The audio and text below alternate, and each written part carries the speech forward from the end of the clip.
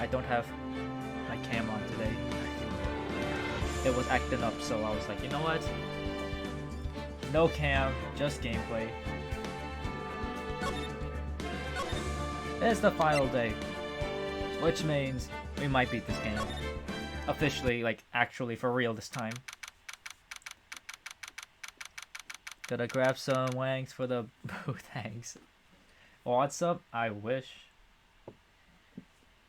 Hope y'all doing good though. How's everyone? I'm doing good. I'm doing pretty good. Had some cream cheese, toasted bagels. Ate some fruits. What flavor wings do y'all get normally? I don't really know. I haven't had wings in a while, to be honest. Not well. What happened?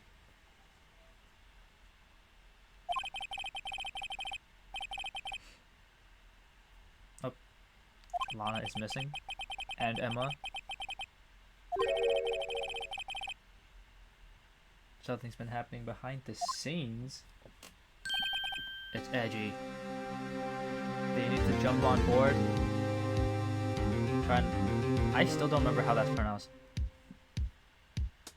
A cable.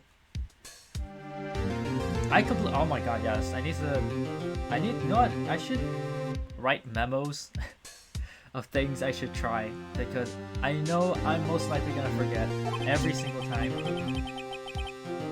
I forgot. No, you've already figured it out. Who the owner of the 7777779 card number that is? Yep, we know. Well, I have a pretty strong hunch. Like a back hunch? That's not healthy. Looks like I'm not the only one who's figured it out. Let's grab a bacon, egg, and cheese. Bacon, egg, and cheese. Going to a funeral? Oh no! Is someone, you know, passed away? I'm sorry to hear that. It's not fun. You know, I've experienced a few losses on my end too. I understand your pain. Hope you recover soon. And whoever it is that passed away, hope they rest in peace.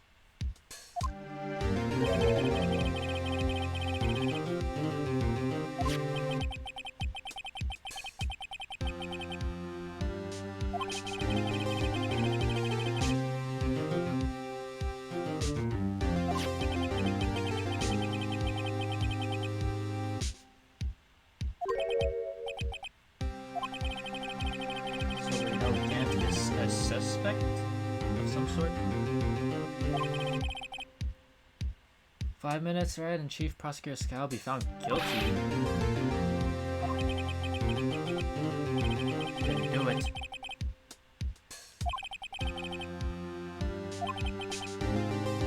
Lana's hiding something, and the only way we'll ever know the truth is to draw it out of her. Yep. The truth. Everything goes back to the SL9 incident. Don't be stupid. Today's the last day of the trial. I don't have time to reminisce about the past. It depends on you. If she's found guilty, you'll lose your only chance to find out what really happened. I'll think about it. See you in court, right?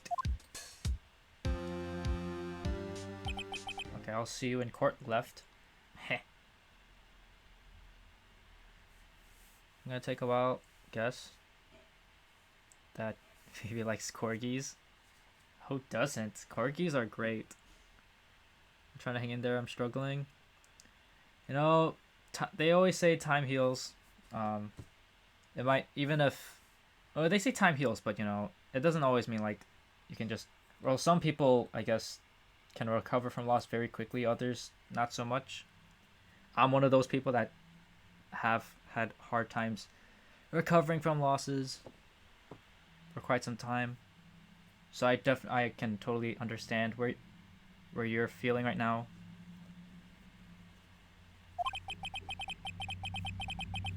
I feel I lost my grandma that I was close to last year. Wow, last year, that's crazy. I am still fortunate to have my grandma. She's like about pretty much like 80 years old now. It's so crazy because she does not seem to be unhealthy. She's actually very healthy. But yeah, thoughts and prayers, you know. Corgis, wolves, and huskies are my favorite doggos. Huskies are also pretty cute.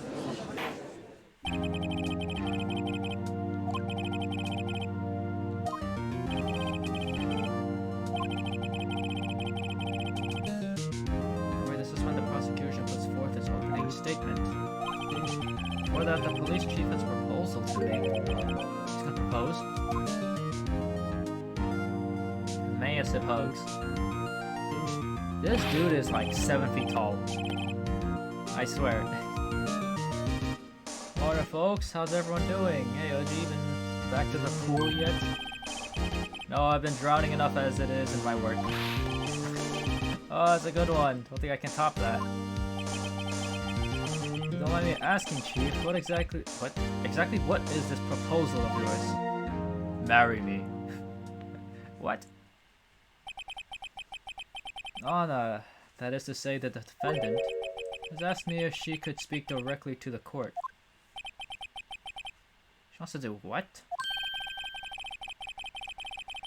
Having heard what she intends to say, I feel she should be granted her request. In the end, it should save everyone a lot of time and trouble. Oh?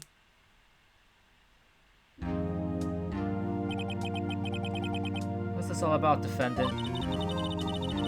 I'd just like to make one simple request and I'll be finished.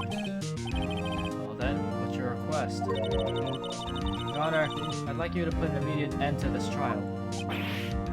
Huh? Excuse me. I confess to all charges against me. February 21st of this year, I murdered Detective Bruce Goodman. In the underground parking lot of the prosecutor's office. Oh. No, you didn't. You can't. Your Honor, the defendant's claim does not change the defense's plea. In that case, Mr. Wright, I no longer require your services. But, Anna... Your Honor, I hereby forfeit my right to an attorney. The prosecution may lack direct evidence against me, but it has sufficiently proven its case through testimony and circumstantial evidence. I'd like you to render your verdict now, if you please. Well, the defendant certainly has the right to self-representation.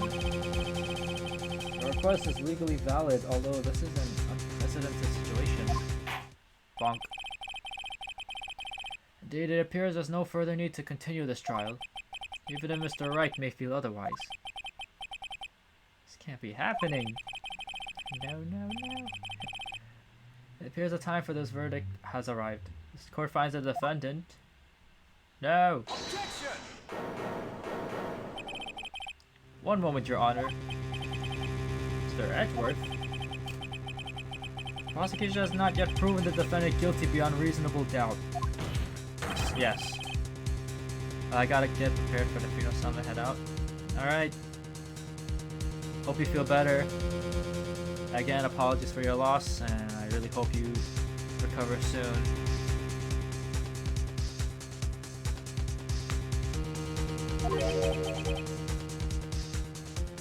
Come now, Worthy. I understand this is a difficult time for you, but why don't you just be a good little boy and keep your mouth shut,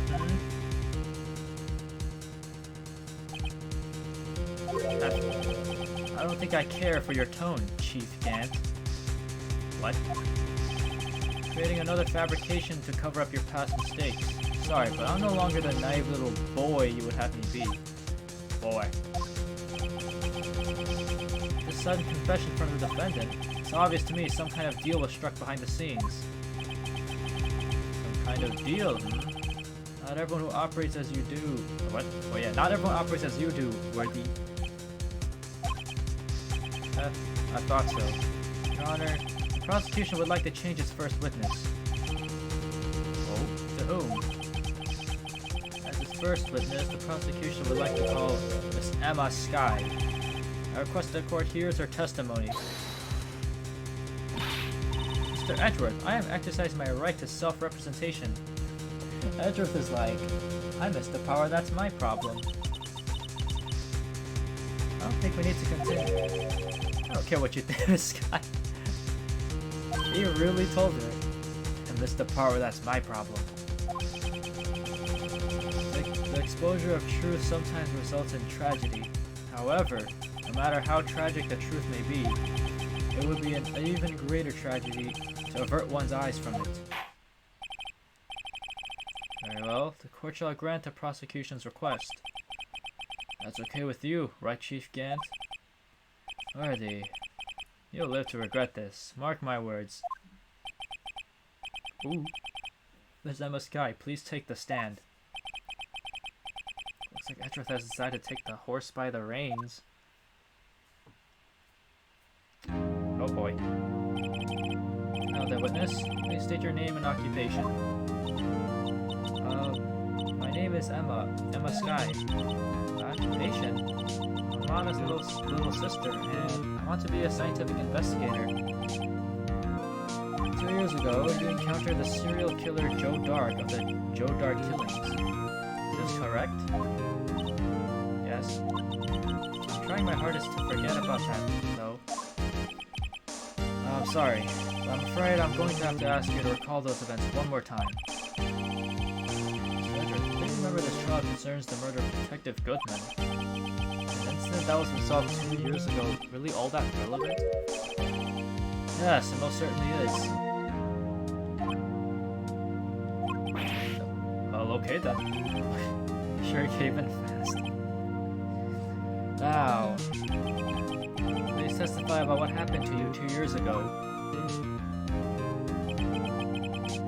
Trip to yesteryear has finally begun. Yesteryear. It's bound to lead to the truth behind this trial. Yes, let us hear some truth. I was waiting in my sister's office that day. A man came running in and took me hostage. Neil Marshall rescued me, but I'll never forget what I saw in that instant. The man raised up his knife and stabbed Mr. Marshall in the chest. That's it? Oh, okay. It's a good thing you weren't harmed. I passed out. I don't remember much. That's understandable. However, please tell me, Mr. Edgeworth, what does this testimony have to do with Detective Goodman's murder? That will soon become apparent, Your Honor. Gotta admire him for his courage, considering he has no evidence.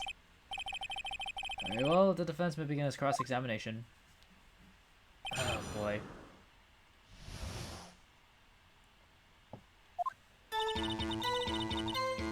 Oh, press everything she says. 2 years ago, the defendant was a detective at the police department, correct? Yes, she was second in command under then Deputy Chief of Police Gant. My sister, she was the best detective ever. Yes, I remember. Deputy Chief Gant and Miss Skye used to be quite the pair. I believe they share the same office. That's right. I've always sat at my sister's desk and dream about playing that organ. I wanted to play it that day, too. The police department and the prosecutor's office held a ceremony that day. Anna promised to take me to dinner after she finished her work.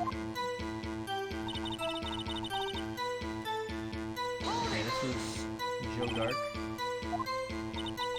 Yes, Joe Dark. He was a serial killer. Joe Dark was brought in for questioning on the day of that ceremony. They were desperate to get anything on him that would lead to an arrest. He saw his chance, he fled the room, right? Upon fleeing the room, Dark proceeded to take the elevator. He must have been in a panic because the elevator was going up. Then he ran into Skye and Gant's office. There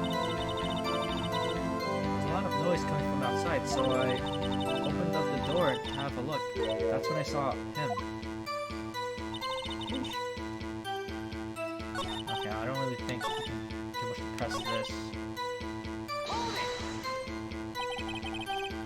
tell us about that. Mr. Marshall jumped on Dart. Just then, the lights went out. The lights?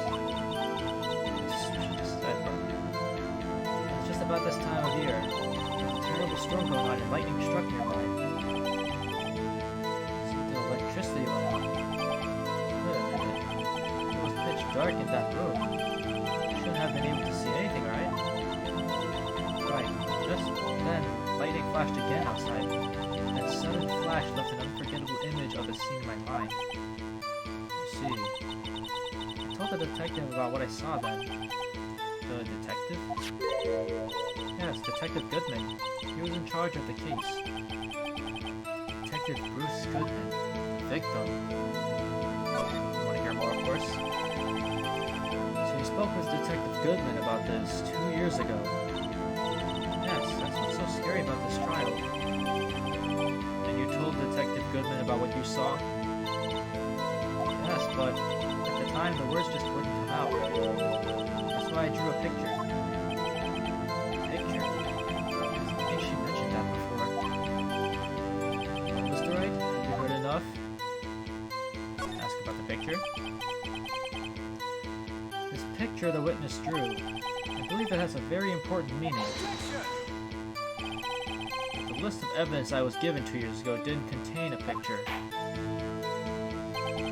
Witness, would you mind if we had added this statement to your testimony? Yes, Your Honor. Okay. Drew a picture of that scene once, but it seems like it's paused.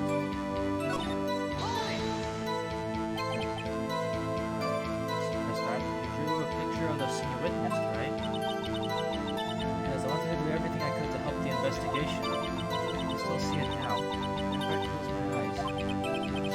That's strange. I took over the case after Prosecutor Marshall died, and I never received any picture. Perhaps the witness is mistaken? But I did draw it, I swear. I'm not just imagining it. This picture that Emma drew reminds me. I guess I should check the evidence again. The scene that imprinted an image in your mind. Can you please describe it to us? Okay. Last statement, and I think I know what to use. Just a real shock. Even now when I close my eyes, I can still see it just as clearly. But what were you doing at that moment? You testified that Joe Dart was holding you hostage. Lightning struck, lights went out. Mr. Marshall jumped on Dart. I was thrown aside and the two began wrestling each other. Pretty sure I was watching them. It doesn't have any reason to lie, but Lana sure does. I need to get Emma to tell me as much about this as she can. Alright, so...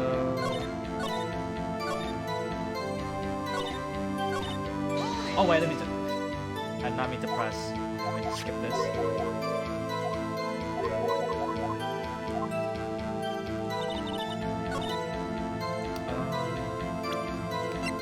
Let's see. A lot of evidence on us today. I think this is the most amount of evidence I've had, like, in this entire game.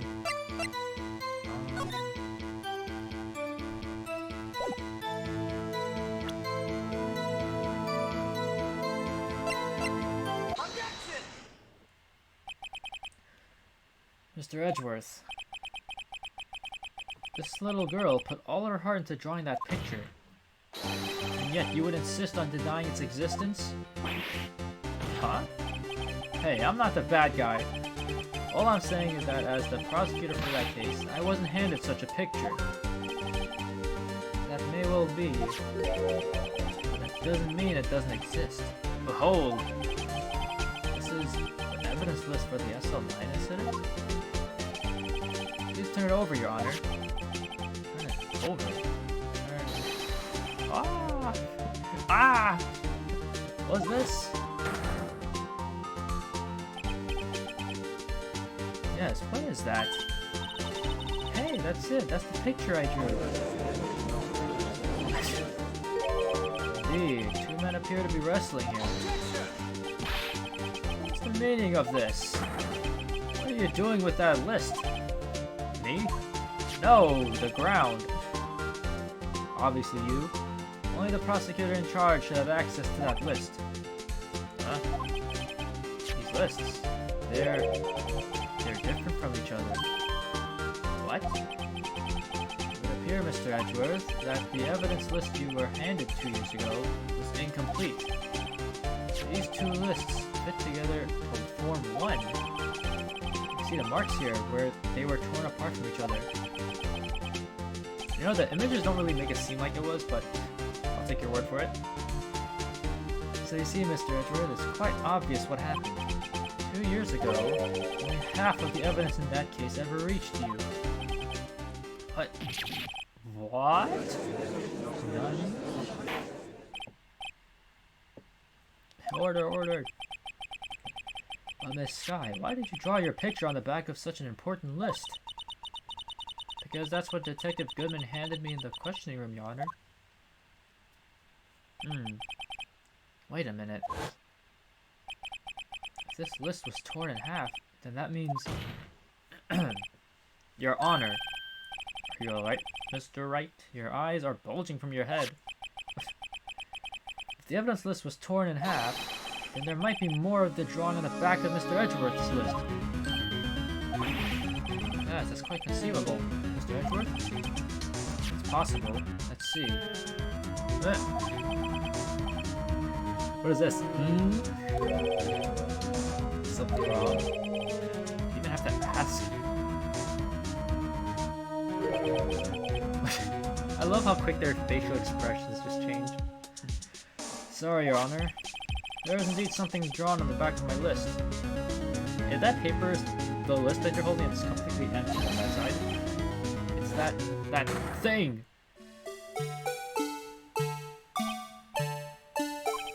That's that thing! That thing that was dancing in the evidence room. Clearly this act of vandalism is the work of a certain chief of detectives. I guess he was out of scrap paper. I never thought I'd hear this music again. Very well, witness. Will you please testify about this picture you drew 2 years ago? Huh? Oh, yes, sir, Your Honor. What's wrong with Emma? She seemed to be thinking about something when she was looking at that, at the picture.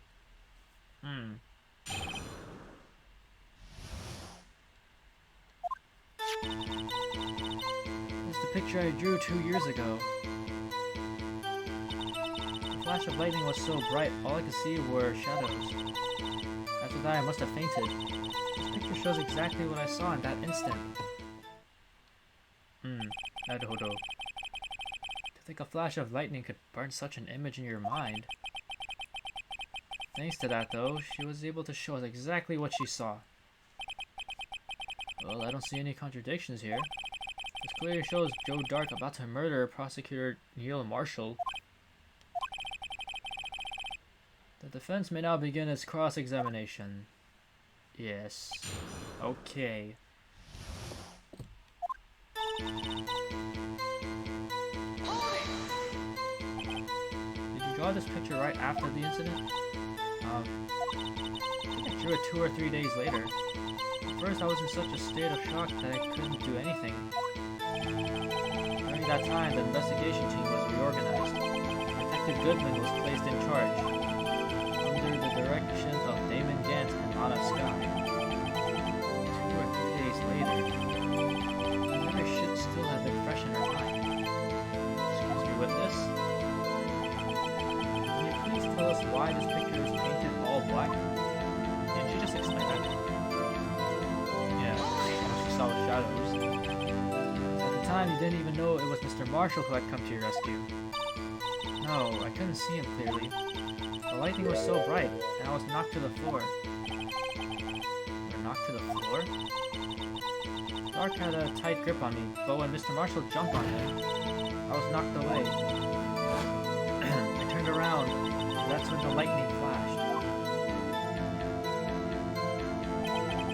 Poor Emma. Glad she wasn't hurt. Well, maybe not physically, but... What happened after the lightning flashed? Fainted, of course, remember this. I mean, you didn't see the actual murder take place. No, I'm sorry. Flash of lightning only drove off the darkness for a split second. Not only that, but the trauma of that situation, excuse me, understandably caused the witness to faint. Do you really need to torture this girl any further? What? Hey, I'm not the bad guy here. Anyway, this picture. Alright, last statement and then I'll think about what we need to present. Sorry for asking so many times, but are you sure you drew exactly what you saw? Of course, this is the exact scene. It wasn't influenced in any way from your talks with the detectives. Are you insinuating we somehow manipulated her memory, Mr. Wright? Oh, no, of course not. You better watch out or he might find some way to cut my salary. I drew this picture before I heard anything from the detectives, so I don't think anyone's story would have influenced me. Mr. Wright, is there something that's bothering you about this picture? Oh, well... strange. But this is exactly the scene that was imprinted in her mind. And yet, there's clearly a contradiction here.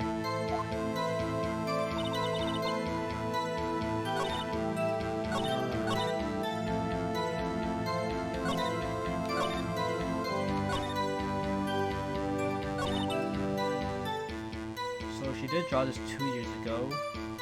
She couldn't see them, so there were shadows from the lightning, and she did faint after that, so probably need to press or like counter this point.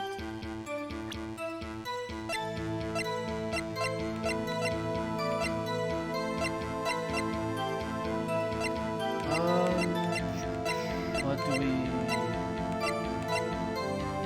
what's that?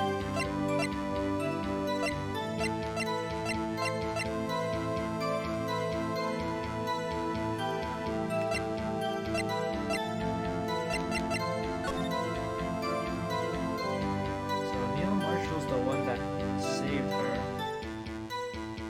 Single stab wound piercing heart and lung. Wait. How would he do that? He's kneeled down like this. Alright, you know what? Save state, no jutsu. Okay. Just in case I'm wrong. Hey! If the music stops, we know we got it right. I hate to be the bearer of bad news, but this picture the witness drew contains a blatant contradiction. What? But I still remember it just like it was yesterday. Mr. Wright, perhaps it would be faster if you simply pointed out this contradiction for us. What part of this picture... what part of this picture contradicts... Okay, well, first off... Wait. Why is this like... I just realized this is a little drumstick. If it was a knife, wouldn't it be sharp? Like... Okay, I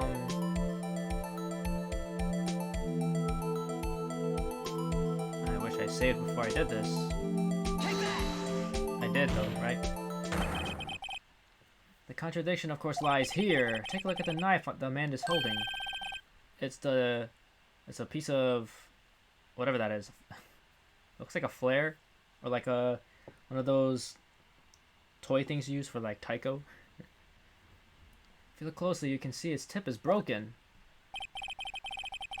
Even I don't have to look closer to see that, Mr. Wright.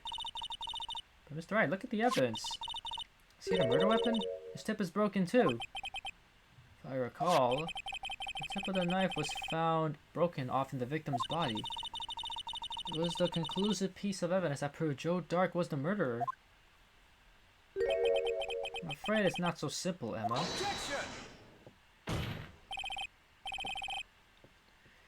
And where, pray tell, could you possibly see a problem?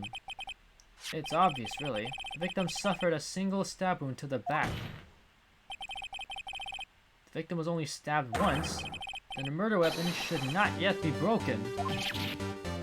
Ah! I didn't get to read that. Perhaps the knife was broken beforehand. Well, then how would he stab him? Sorry, but I'm afraid that's not possible. The tip of the knife was found inside the victim's body. If it was broken beforehand, it couldn't possibly wind up there. That's right, but what does this mean? We're just shouting objection at each other. The tip of the knife was then undeniably discovered within the victim's body. The only possible explanation is the witness's memory is mistaken. That's why I asked her so many times if she was sure she remembered correctly. I believe you were annoyed at the time, but she was sure she remembered correctly. But there's no other way to explain this inconsistency. Oh, shit. Not so fast, Mr. Edgeworth. There's another explanation. Have you forgotten already about a little something called falsified evidence? You're treading on thin ice, right?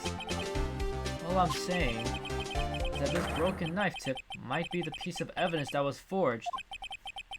You can't deny the possibility. No. Ah!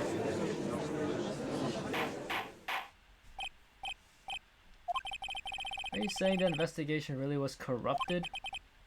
Your Honor, please allow me to once again go over the events that took place the day of the murder. Oh. The police department and the prosecutor's office were holding a ceremony that day. Yes, they were. After receiving the King of Prosecutors award at the ceremony... Hey, the tip's broken. Wait. The tip's broken, hold up. Neil Marshall questioned Joe Dark along with Damon Gant. During his questioning, Joe Dark fled the room. Prosecutor Marshall chased after him and was killed by Dark. It is my belief that somewhere in this story, there is a lie. I'm not lying. The man really was holding up a broken knife. That's true. There's no other way around it.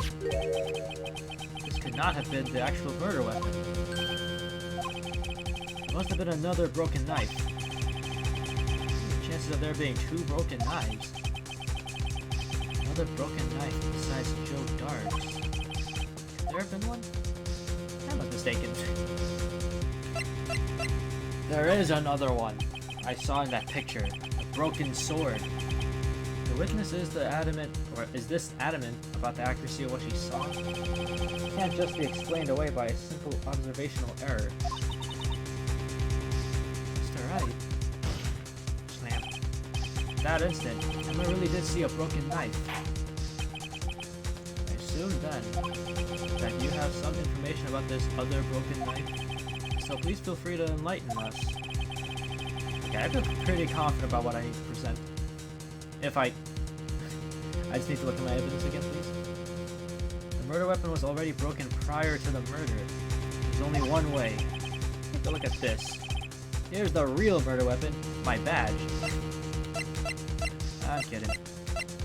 Where was it? I almost presented this. It's not that. This, right? Yeah, look, the sword is broken. Wait! Either the sword or that, like, spear thing? I think the sword, that piece is broken. The answer lies in the past. 2 years in the past. Right here, but inside this picture.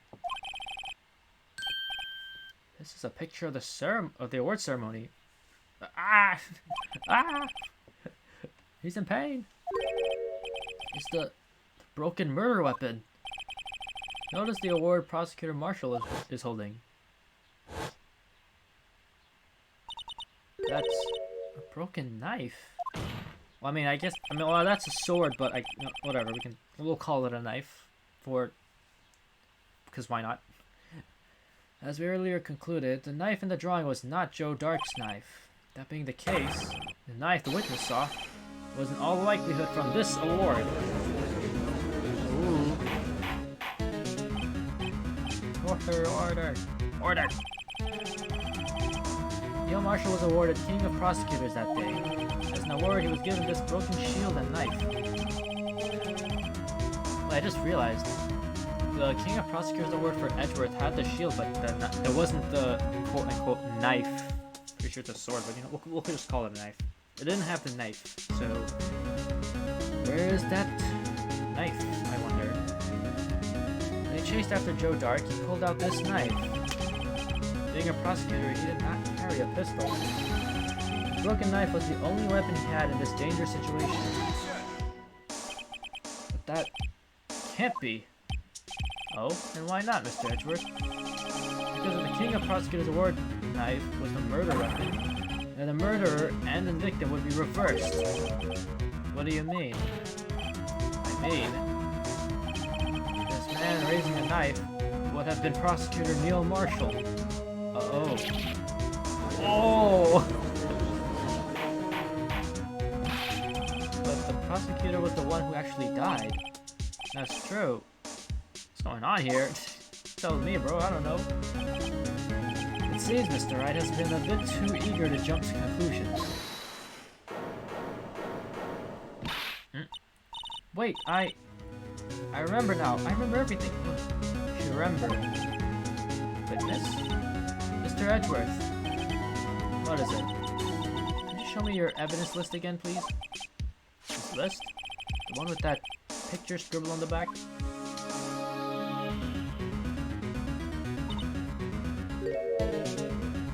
I knew it. This picture.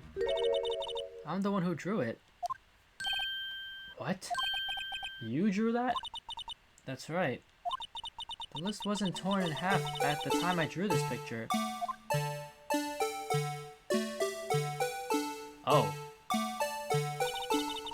All this time I've been trying so hard to forget. I must have locked this part away deep inside me. Perhaps it would be best if we added this to the witness's testimony. Would you please tell us what you've recalled, Miss Sky? Yes, Your Honor. First the knife mix-up, and now the blue badger? This should be interesting. Honestly, I forgot that thing was even called blue badger.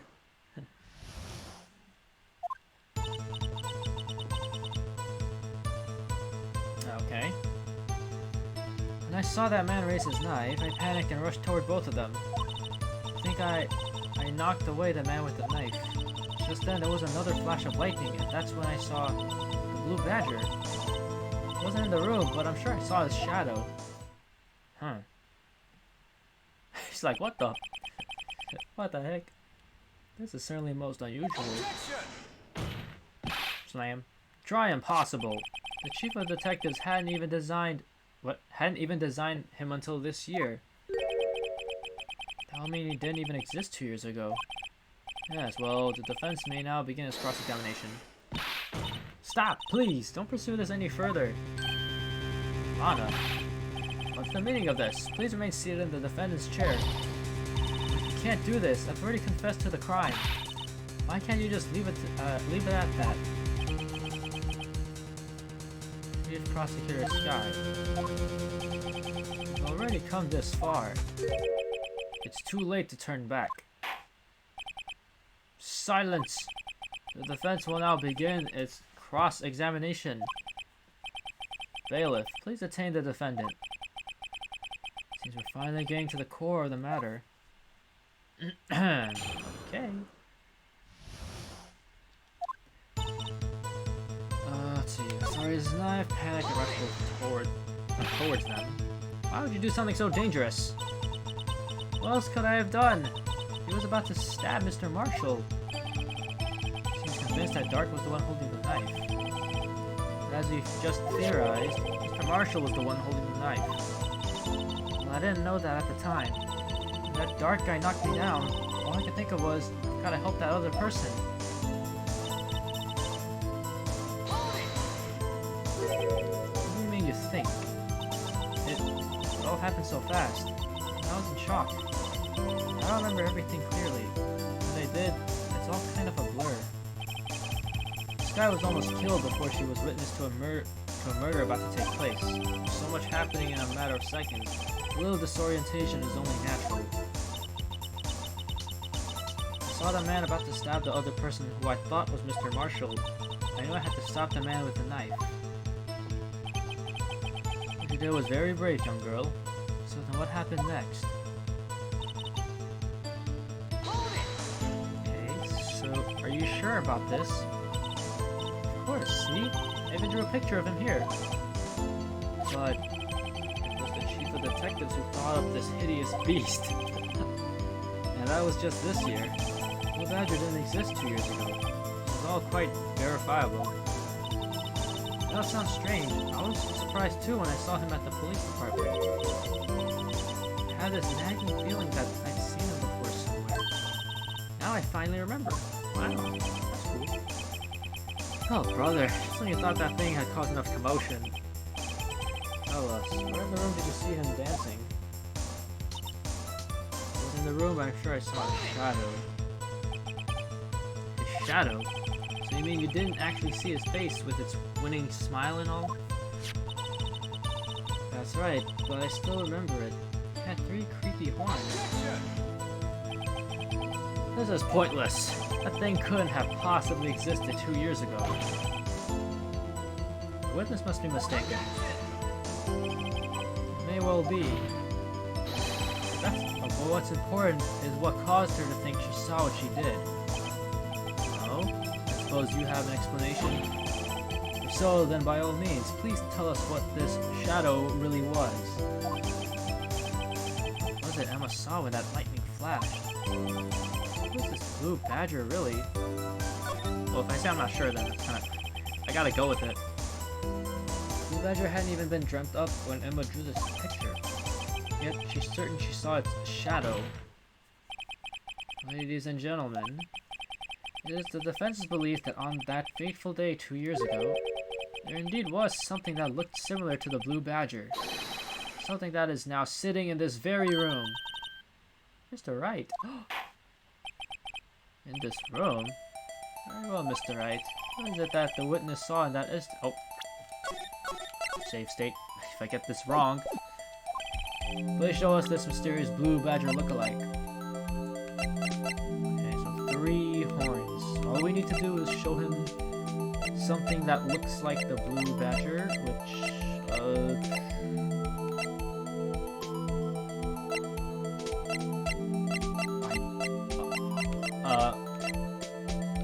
none of them look like it. What the?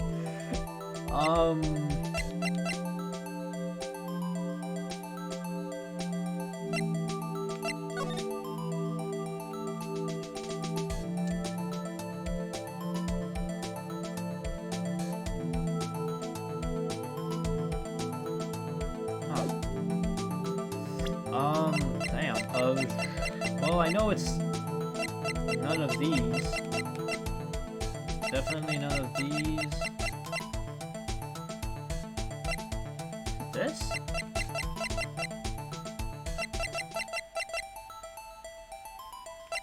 It can't be anything else. It said something that looks like the blue badger, so obviously it's not any of these, like, evidences.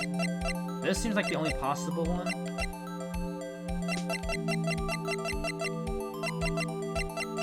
Alright, you know what? I'm pretty sure it has to be this one, right? If it's not this one, then I don't know what it is. Okay, we got it. My brain is so massive.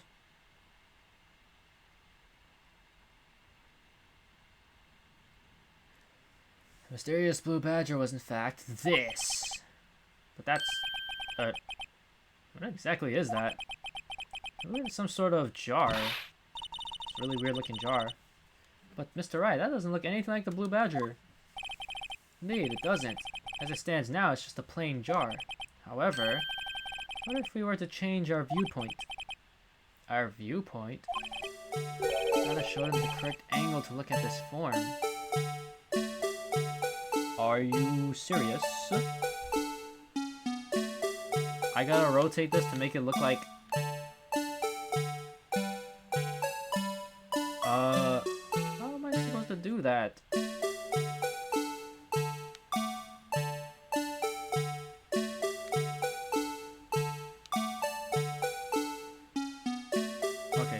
Okay, so definitely... Okay, so... shoot. So the 2 little brown handle things definitely is the left and right horn. So like this? No, other way, other way.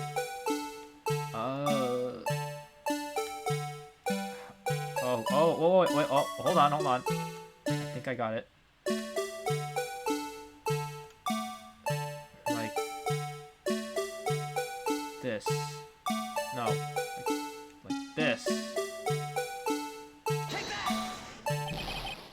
What? Are you serious? This isn't right. I forgot to make it look more like the... How is that not... That looked exactly like it, bro. Let me remind the defense this case hinges on the witness drawing. Mr. Wright can't match the shape the witness drew. We cannot accept this claim.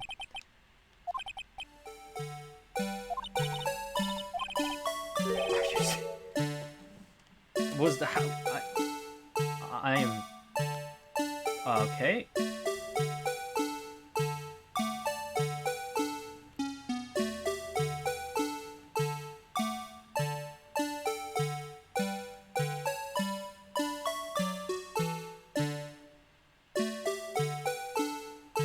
Come on, look at this. It looks exactly like it. Are you... There is no way that that's not it. What?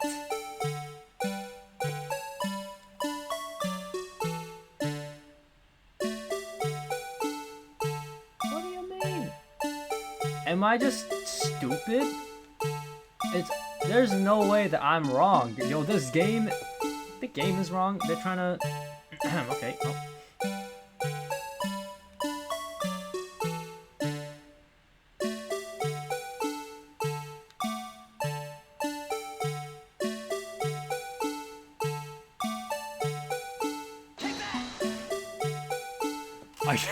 You gotta be kidding me. Was that not what I was doing this whole time? What? You know what? Whatever. We got it. I don't understand, dude.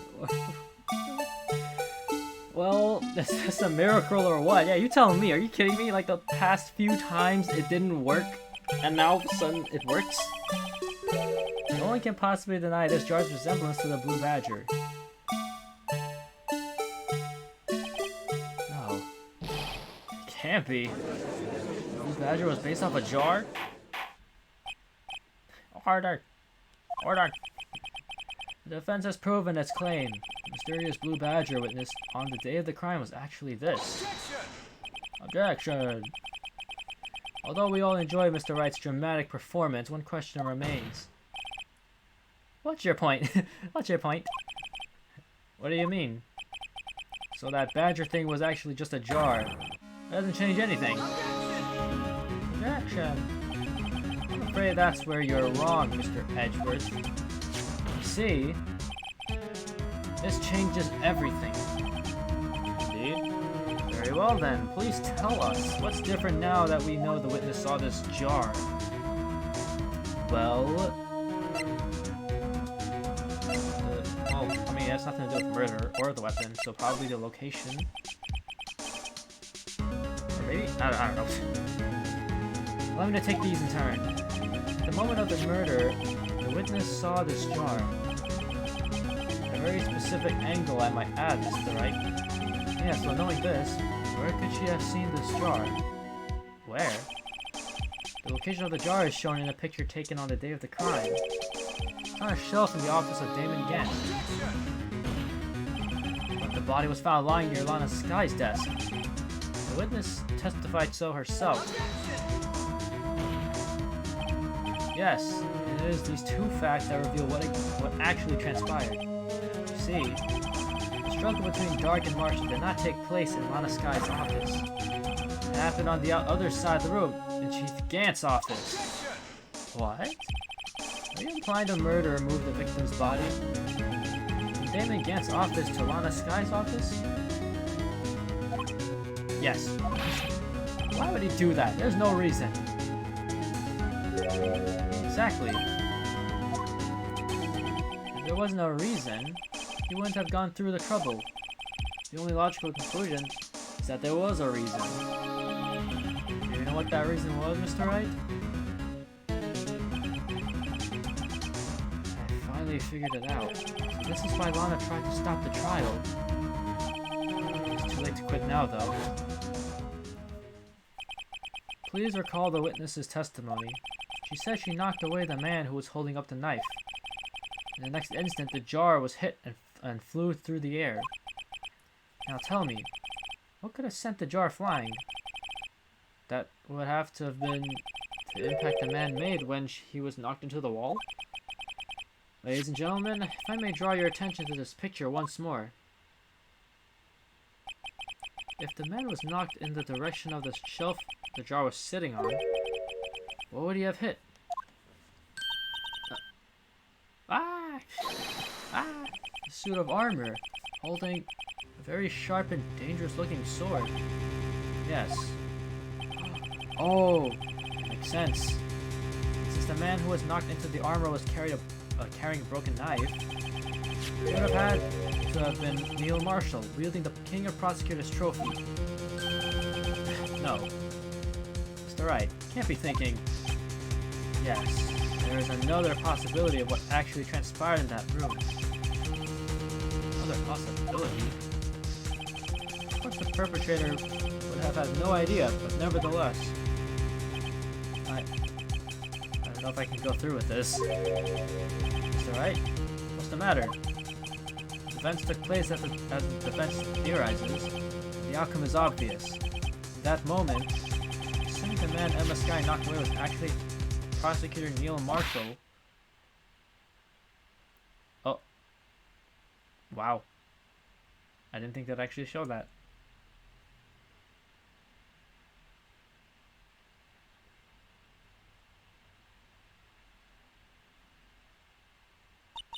You mean Mr. Marshall died because of me?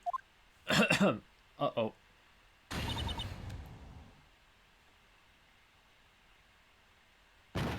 Oh.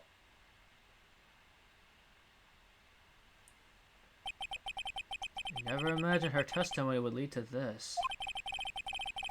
So it was the witness who took the victim's life, and then proved so with her own testimony. This is unprecedented. Oh, wow. What are you saying? I'm sorry, Miss Skye, but given the circumstances, Joe Dark murdered Prosecutor Marshall. How do you think it was Emma? How dare you try to pin a crime on her? Imagine that coming from you. If you recall, it was you who admitted to forging evidence 2 years ago.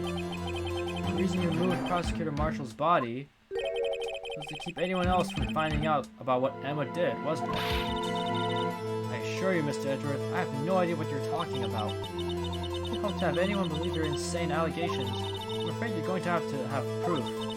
Tell me, do you have any conclusive evidence that proves my sister killed Neil Marshall? Evidence? I'm willing to bet you don't. Yes, it certainly would be difficult to prove this with evidence. If I have evidence, I'm allowed to rely on testimony. I'm afraid that won't work in this case. Both parties involved in the incident are dead. Certainly can't get dead people to testify. It's all been a wild goose chase from the beginning. If only we had like Mia or Maya to do that, since they can talk with the dead. Huh, touché, Miss Skye. Of course, that only leaves us with one possibility. I mean, there's still another possibility? What do you mean, Mr. Edgeworth? I mean the possibility that the victim has left us a message. For better or for worse, Mr. Marshall did not die instantly. He may have left behind the name of the person who took his life. One manner or another. That's impossible. Well, Mr. Wright, it's the only ability left to you. A message from the deceased. Does such a message exist? I gotta think back to the court record. The real murderer's name that the victim may have left behind. Okay, so we know about this this jar having blood traces?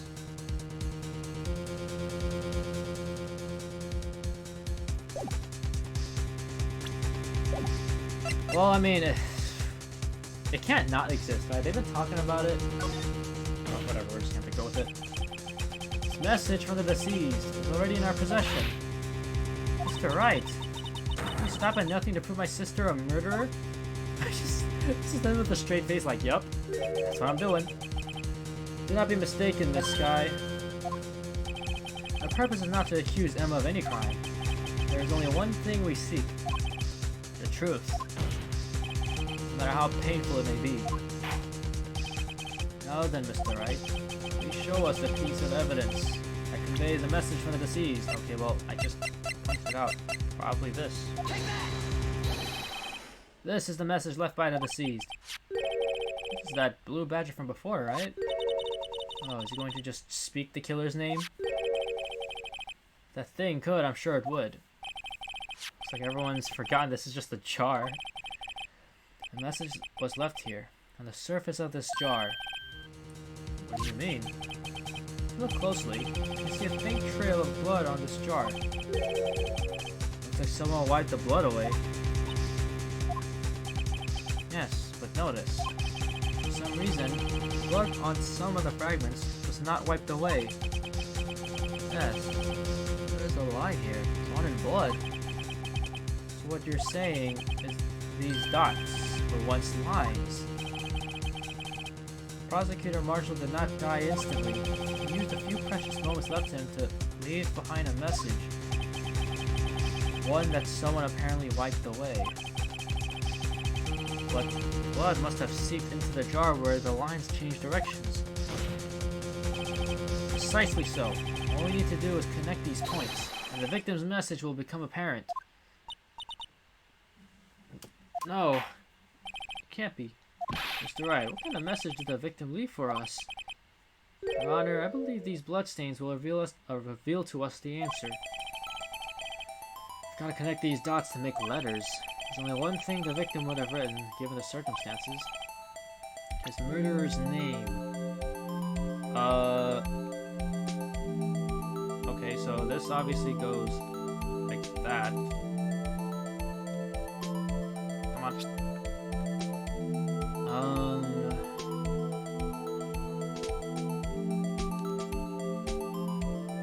This?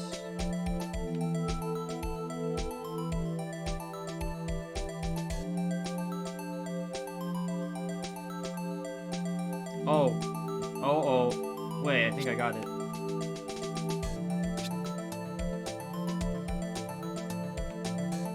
Oh no.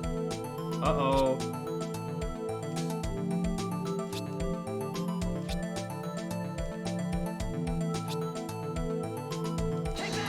Well, that's a little bit unfortunate. It's the defense attorney's duty to prove their client's innocence. That's all I've been thinking about is saving Lana. After all my efforts, I never thought it would turn out like this. Emma.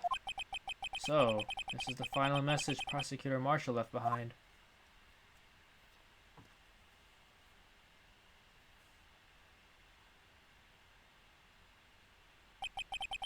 Of all people. She may not have meant it, but in the end, the one who took the victim's life was Emma Skye.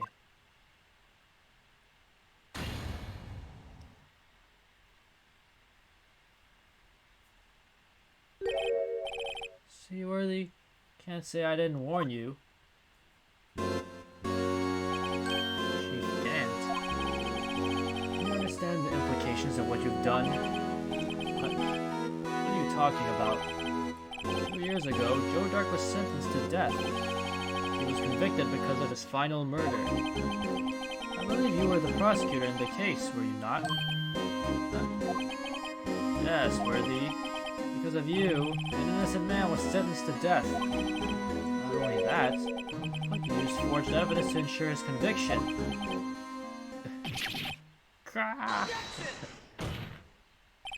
But Joe Dark really was a serial murderer. That's undeniable.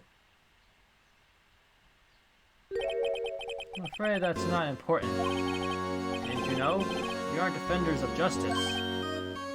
What? We're merely keepers of the law. Sentencing a man to death is no light matter.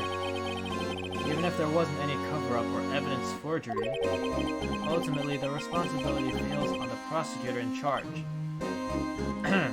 Yikes. Despite what anyone may say, this fact cannot be denied.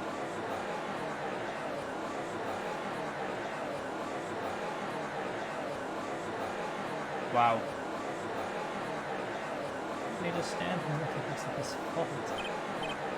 Order, order, order, order! Scream it out. The gavel's pounding fell on deaf ears. Unable to settle the crowd, the judge declared a recess. Where this trial is headed, no one knows. Oh my god, so much. We've learned so much from that one little bit.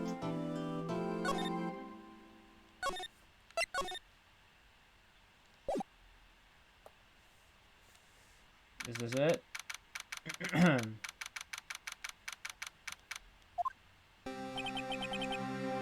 Sorry, Edgeworth. I didn't mean to get you in trouble.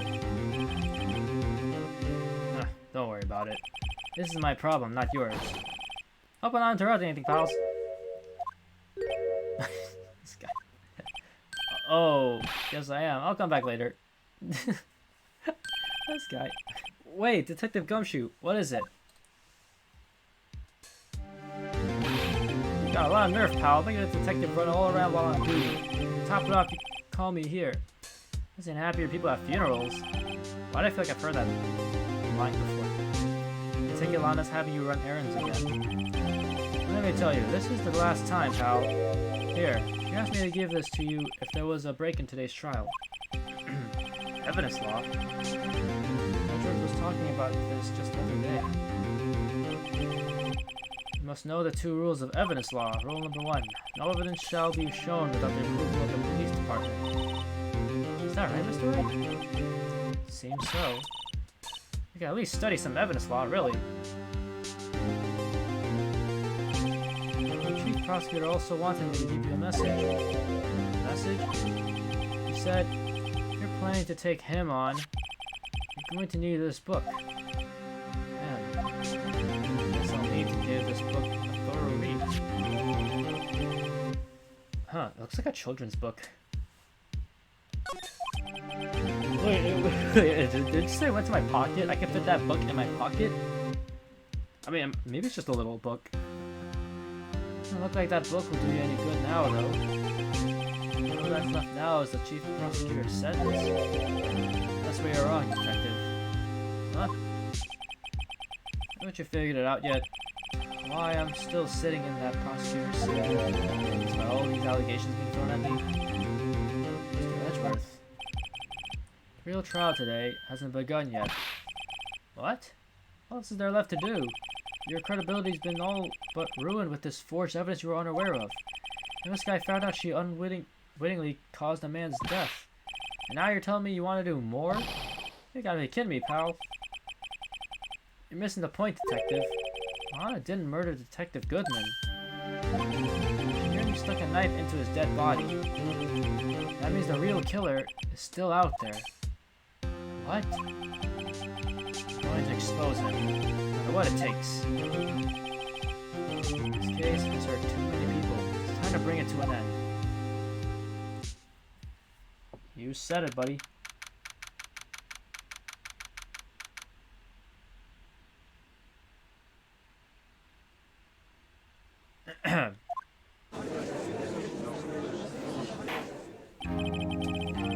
Court will now reconvene for the trial of Miss Lana Skye. Mr. Edgeworth?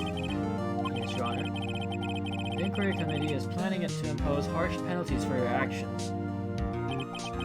Thank you for the news, Your Honor. Yes, well... Normally this is where the prosecution falls for the witness, but... or calls for it, not falls for it, what? But, this is easy to say. See, there is some concern that you, Mr. Edgeworth, may have struck a bargain. You think I may have manipulated the witnesses? I didn't say that. It's just, you see, someone has been talking and... Very well, Your Honor. I have a solution. A solution? That being the case, the prosecution will allow the defense to call forth all further witnesses. What? But there's no precedent for what you're proposing. Undeniably, this is an unusual arrangement. A very effective one. To prove that I haven't struck any deals with the witnesses.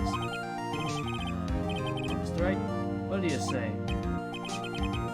Believable. Edgeworth has found a way to continue the trial.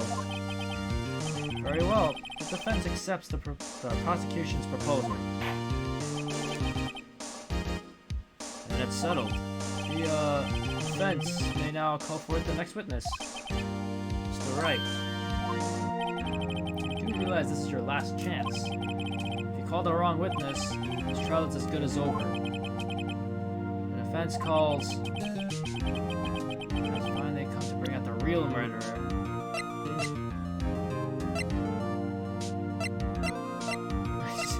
Good man, this dead man. Well, I mean, obviously we're gonna pick this man. Damon Gant. The defense calls Damon Gant to the stand. Damon Gant? What does he have to do with anything? As the defendant's partner 2 years ago, Mr. Gant has first-hand knowledge of the crime. I feel we should hear what he has to say about it. As luck would have it, he should still be in the courthouse. He would also be the least likely to have been manipulated by me in any way. Wouldn't you agree, Your Honor? True. Alright. Bailiff, please escort Mr. Gant to the stand. Witness, please state your name and occupation. Oh, is this some kind of practical joke? I'm just on my way to lunch. Your name and occupation, sir. Worthy. Sure you want to do this? Your name and occupation. So, you want to play hardball, eh? Please, Mr. Gant. Fine. My name is Damon Gant. I'm the acting chief of police. Now then, Chief Gant, the court requests to hear your testimony. Oh, righto. It's with a grim face. Let's just clear up this SL9 incident. Oh, you mean that time when Lana's sister murdered that prosecutor? Personally, I think it's been made pretty clear already. There's still some things unaccounted for. Oh? Like what? Like the role you played in all of this. Son, either you're very brave or very foolish. You are aware, of course, that a police chief has all kinds of weapons at his disposal. Weapons? Sure, take my testimony for example. I don't have to give it if I don't want to. What? Is that true? I'm afraid so. The chief of police has the right to refuse to testify. Of course, such an action carries with it certain risks. Don't worry, I'm not here to hinder your trial. Just remember, if this turns out to be a big waste of time, don't say I didn't warn you. Very well, the witness may now begin his testimony. Oh boy. As I recall, Neil and I were questioning him that day. To make a long story short, we slipped up. That power outage didn't help either. When I went to my office, I found Lana there. Apparently she had already arranged the crime scene. As you can see, I had nothing to do with the forgery. Is that when Dark was arrested? Huh? Him? He was lying on the floor unconscious. Oh.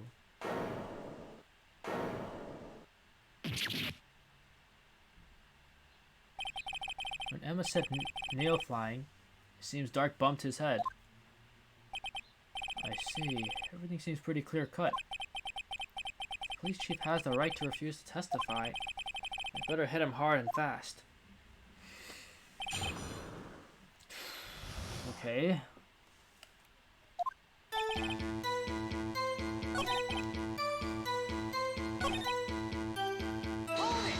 don't think the first two really matter. Can you tell us what you saw? It was a shocking sight.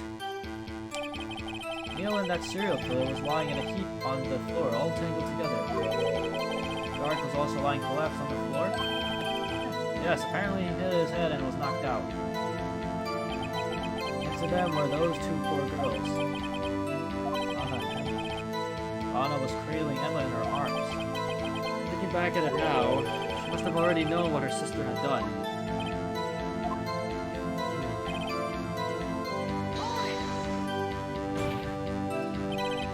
How can you know that?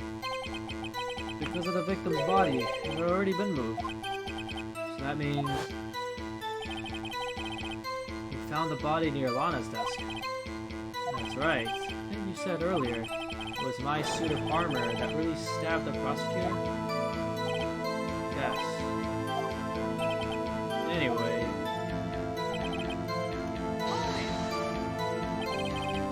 you're saying that the forgery had already taken place by the time you arrived at your office? That's exactly what I'm saying. I can understand how Lana must have felt, but moving a body and hiding evidence are inexcusable no matter what the circumstances. Didn't this guy have like a bunch of evidence hidden in a safe though? I mean, it's not forgery I guess, but still like, kinda sus, you know? How it really went down? Staring at the witness won't do you any good, Mr. Wright. To stare at anything, you better be off staring at the court record. Worthy, always the smooth talker. Some evidence ties Ant to the forgery. Lana did admit to forging evidence. It can't be the whole truth. So now I've got to link Ant to the incident. Okay, so... you have nothing to... okay, let's just save first off. Not that I would get it wrong, but you know, just gotta make sure, you know, better safe than sorry, as they say. If you have nothing to do with this forgery, then...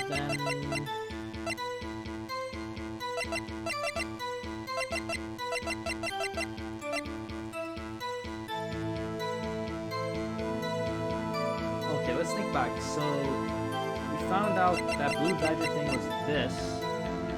And this is where Gant's office is, so clearly you have something to do with it because it's placed in your office.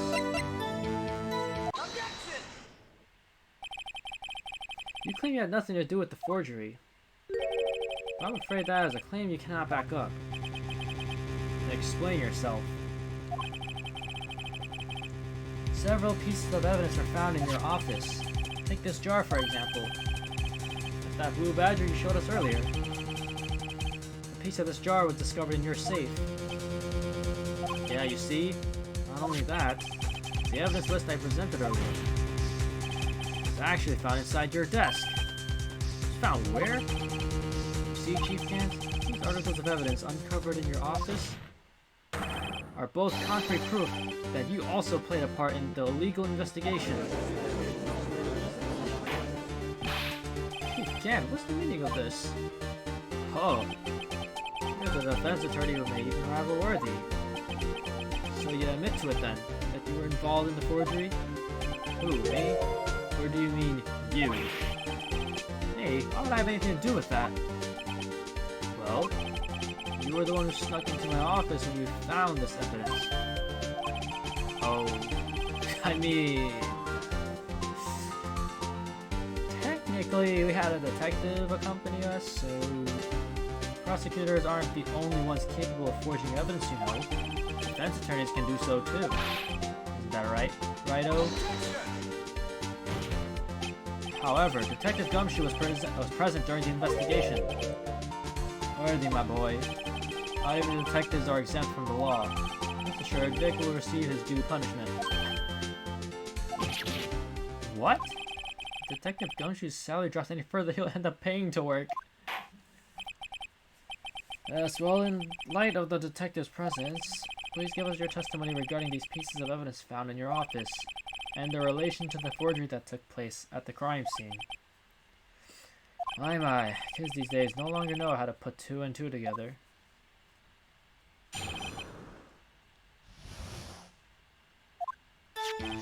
Oh. I didn't. What was that? Was that the clock thing? Let's see. What was it now? Jar fragment. Oh, the jar fragment. Jar fragment and a list. For all I know, you could have planted them in my office. Anyway, you can't prove when those pieces of evidence were discovered. If they were found after Dark was convicted, then they're worthless. There's no reason I participate in a forgery. Rearranging the crime scene wouldn't help me out in any way.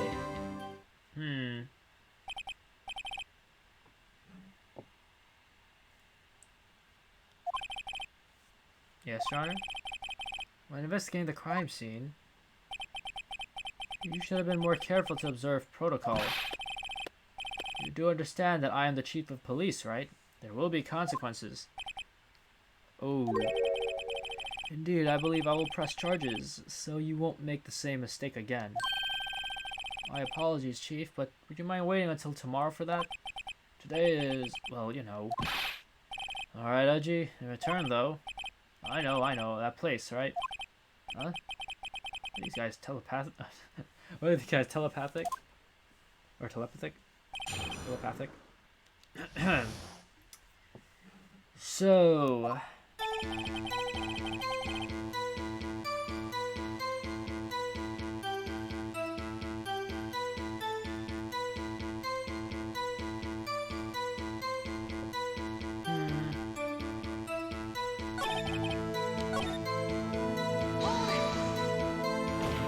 everything in this. I'd appreciate it if you'd stop making these ridiculous allegations. Yes, you do have a point. You wouldn't have the guts to do something like that. What? I don't know. Back in the day, I once broke into a cattle ranch and did... Mr. Wright, what are you saying? Anyway, you can't prove you didn't carry in the evidence, can you? If you have proof to the contrary, you're going to need it later. Later? What are you talking about? What else? Talking about when Rido's prints were found, or are found. Yes, if they're found inside my safe, they would prove his investigation was illegal. Ugh. Never faced anyone as slimy as this guy. Slimy. What do you mean by that? It's all purely hypothetical, of course. Suppose I did place those items in my safe. Such an act wouldn't necessarily constitute forgery. Concealing evidence found at a crime scene isn't forgery. I'm not through speaking yet, Rido. It all depends on when the evidence was discovered. Oh. Are you saying this jar fragment wasn't discovered in the initial investigation? It would appear not. After all, it wasn't listed in the evidence list. For all we know, it could have suddenly materialized the day after Dark was sentenced. Oh, and wouldn't that be convenient? Right. The Chief was talking about a possibility. As long as you can't rule that out, your remarks, however, whatever they may be, will only succeed in wasting time. Tell me something I don't know. Come now, Rido, think about it.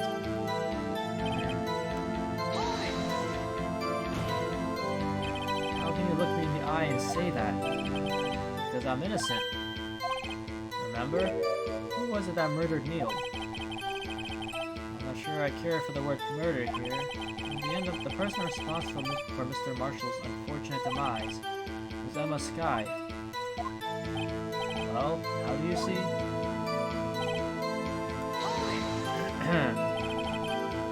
Really, Chief Gant? At the very least, there is one very large benefit you've reaped from all this. Oh, I wasn't aware. What is this benefit? That would, of course, be the position you have, Chief of Police. Oh. The resolution of the SL9 incident secured your promotion to Chief. That in itself is sufficient motive. Ho ho ho. Oh, that's a good one. Huh? Do you really think I'm that incompetent? What do you mean?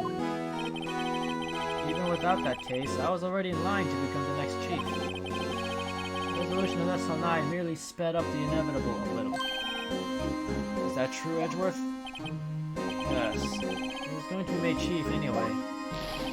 Gah! Be careful when pointing that finger. You might end up Or you might wind up being the one pointed at.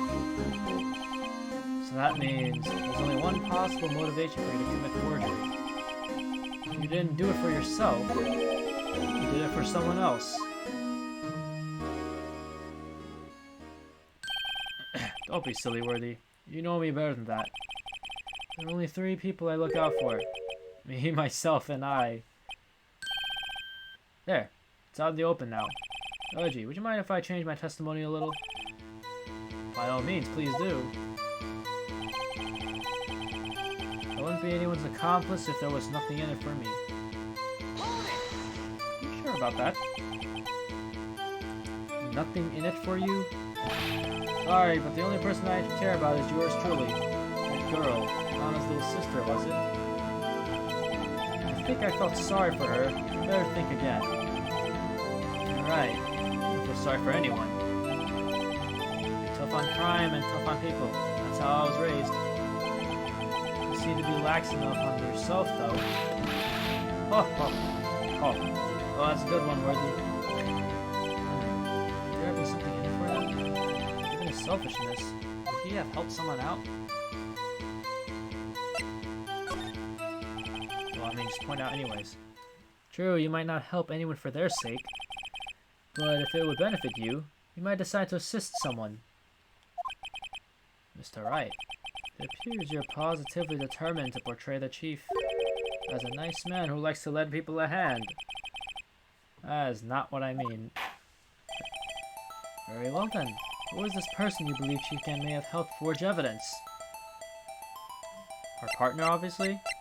Who else would it be?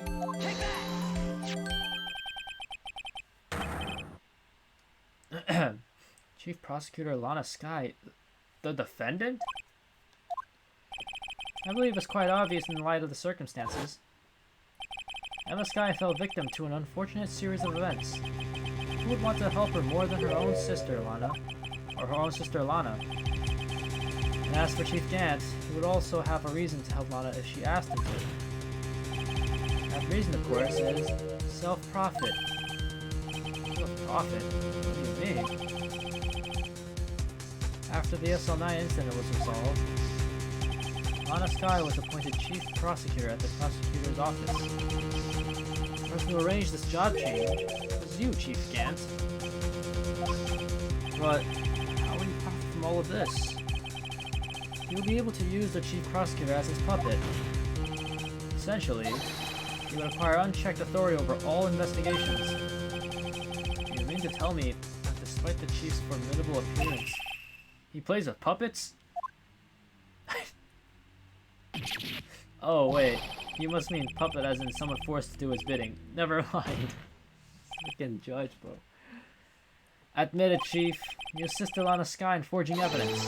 Your motive, to appoint her as Chief Prosecutor so you could control her. Righto, my boy. You have quite an imagination. Let me ask you something. What? Do you have any proof of this? That I controlled Lana? For example, is Lana testifying that I've done such a thing? Lana is too quiet to protect Emma. There's no way she'd testify against Gant. Against Gant. I'm afraid without any proof, this all amounts to nothing more than mere conjecture. Unless that is also what happened in this incident. This incident? Which one would that be? Of course, I'm talking about the murder of Detective Bruce Goodman. The Chief Prosecutor has been acting strange throughout this entire trial. Almost as if someone has been controlling her. I wonder who. Worthy, you'd better watch your tongue. I wouldn't want you to get hurt. Just what do you mean?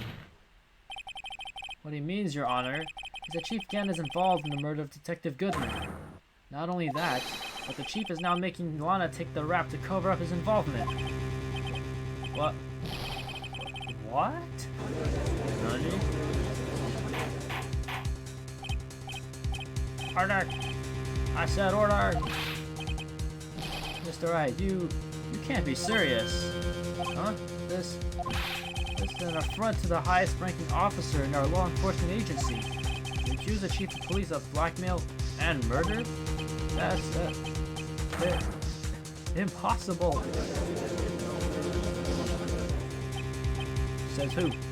Your Honor, I was merely reiterating what Mr. Edwards said in his easier to understand language. It's too late, Mr. Wright. There's no turning back for us now. Mr. Keystone has decided to go through with this. Can you prove this, Mr. Wright?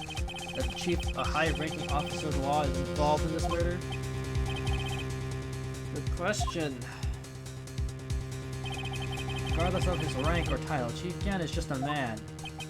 The question is he a criminal? I believe the evidence will tell.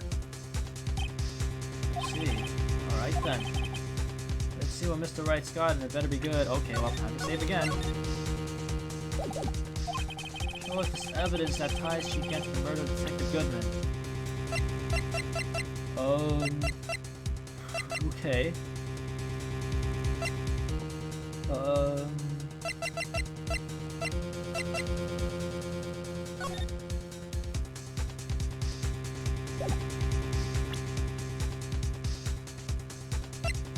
Huh.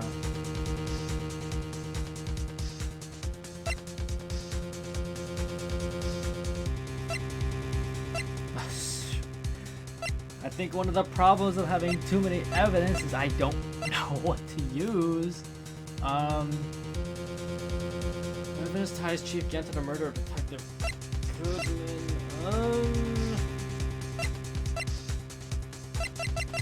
Okay, so something that Goodman has that would have tied with Gann.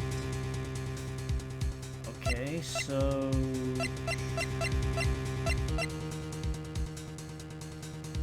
wait. Document dated only be submitted to the chief of police. Look at these other ones. We still haven't used this yet. I feel like, do we use this? No, we can't. No, this doesn't have anything to do with Goodman. Probably later.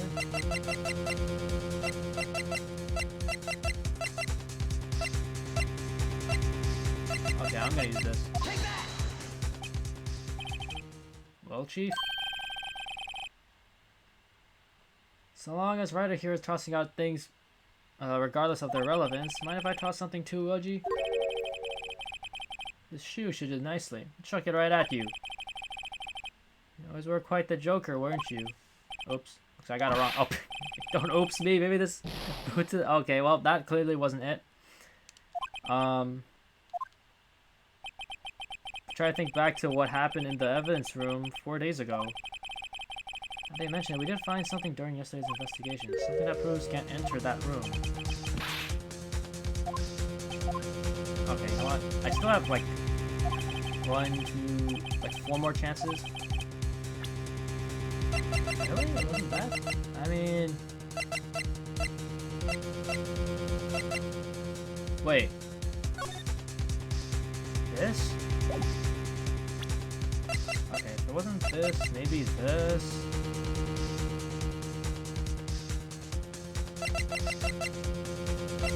Or...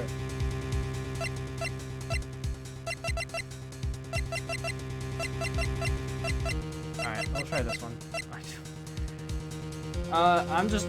process of elimination. It can't be like... I feel like this... Okay, I thought it was this. And then I was gonna pick like maybe this. And... maybe the autopsy report? Alright, if it's not this, I'm just gonna guess the autopsy report. This is the ID card list. Yeah, it's one that shows who entered the evidence room on the day of the crime. Oh! You know, that's true. I knew that. There was one ID on the list we couldn't determine the owner of yesterday. 777777. Alright, but there's no way you can prove that's my card number. It's your number. What? How do you know that? The safe in Chief Gann's office requires a code to open. A 7-digit code. 7 digits? You don't mean... I'm afraid so, Your Honor. The code was 7777777. Same as the remaining ID card number on that list. Chief Gantz, you entered the evidence room on the day of the crime. Oh, look at him, he's sweating. He's sweating. Uh-oh. Order, order. Chief Gantz, what do you have to say? Nothing. The defense's search of my office was in violation of regulations. I will demand Mr. Wright be punished to the maximum extent of the law. But right now, this court demands an explanation from you about the use of this ID card. Chief Gantz, so you admit it? You entered the evidence room on the day of the crime? What about it? Chief of Police, whether it's the evidence room or the bathroom, what's the difference? I can go anywhere I want. Tell me, when you entered the room, were you alone?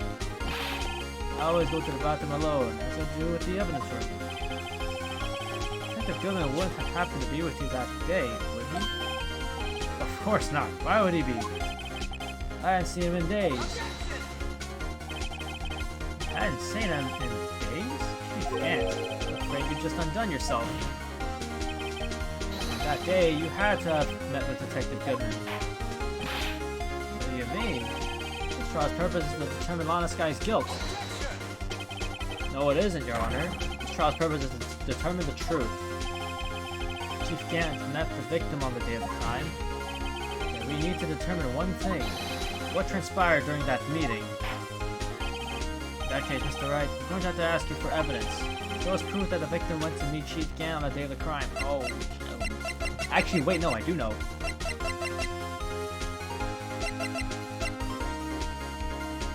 Okay, this... Okay, yeah, we got it. What if I get it wrong, though? Detective Goodman has lost his ID card the day of the crime. To be more accurate, Jake Marshall stole it. So Detective Goodman filled out a lost item report. He would have had to give that report to the Chief of Police. Yet you are in possession of the report, which means you can't be sure if he filed it. He filed it. How do I know you ask? Because he needed to enter the evidence room that day. He needed to? Yes, to transfer the evidence out. Oh. Detective Goodman took the form to you, Chief Gantz. Then, you accompanied the detective to the evidence room. I accompanied him? There's no other way the murderer and Detective Goodman could have entered the room. Hold on, let me guess what you're going to say next. I, the Chief of Police, murdered poor Goodman. Exactly. But wait, the Chief didn't necessarily need to accompany him to the evidence room. He could have just lent him his ID card. Yes, now that you mention it, I believe I might have done something of the sort.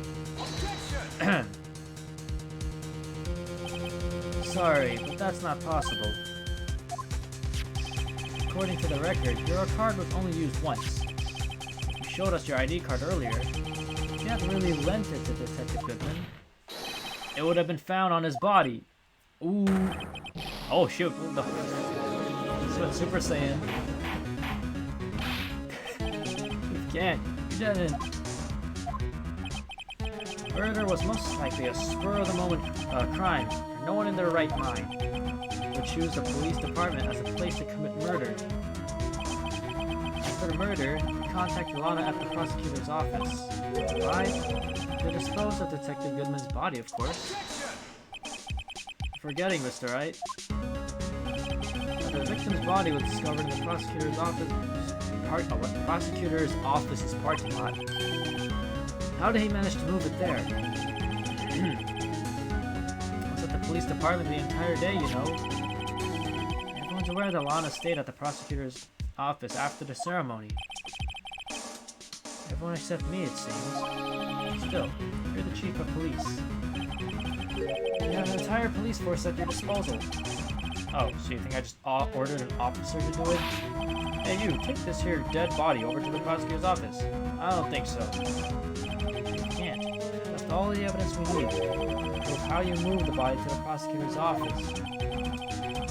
All this time I thought it was a useless clue just taking up space.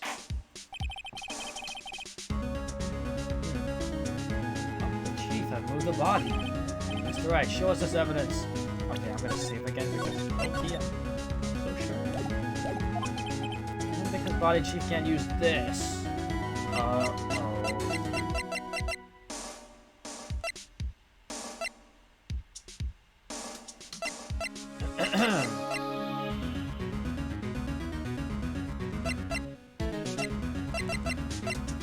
Okay, so something that took up space, something that we never used?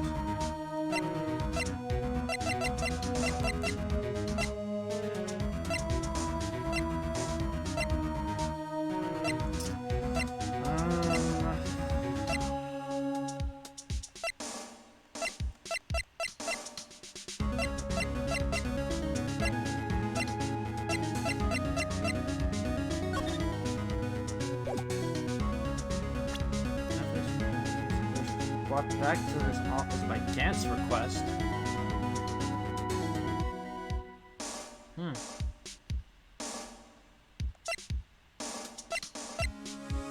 Oh wait. Take that! This is how I moved Detective Goodman's body. Oh my god. That actually... What's that? A screwdriver?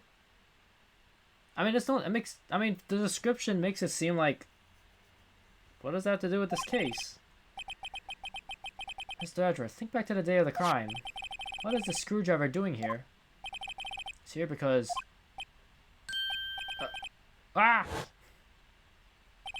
I was asked to go by Chief Gant, no less. He told me he wanted me to keep it here in the prosecutor's office. In any case, on the day of the stabbings, I brought this back here. After the ceremony ended that day, I didn't plan to return to the prosecutor's office. But you did, because Chief Gant asked you to. You mean The body was found in the trunk of Mr. Edgeworth's car. I think it's obvious what happened. The body was moved by that car. Yo, that was kind of big brain of me. Hey, it's Joyce. Hello. How's it going? Detective Goodman's body was carried in the trunk of Mr. Edgeworth's car. Yes. Unless, of course, you have another explanation, Chief. How you doing, Joyce? I just woke up.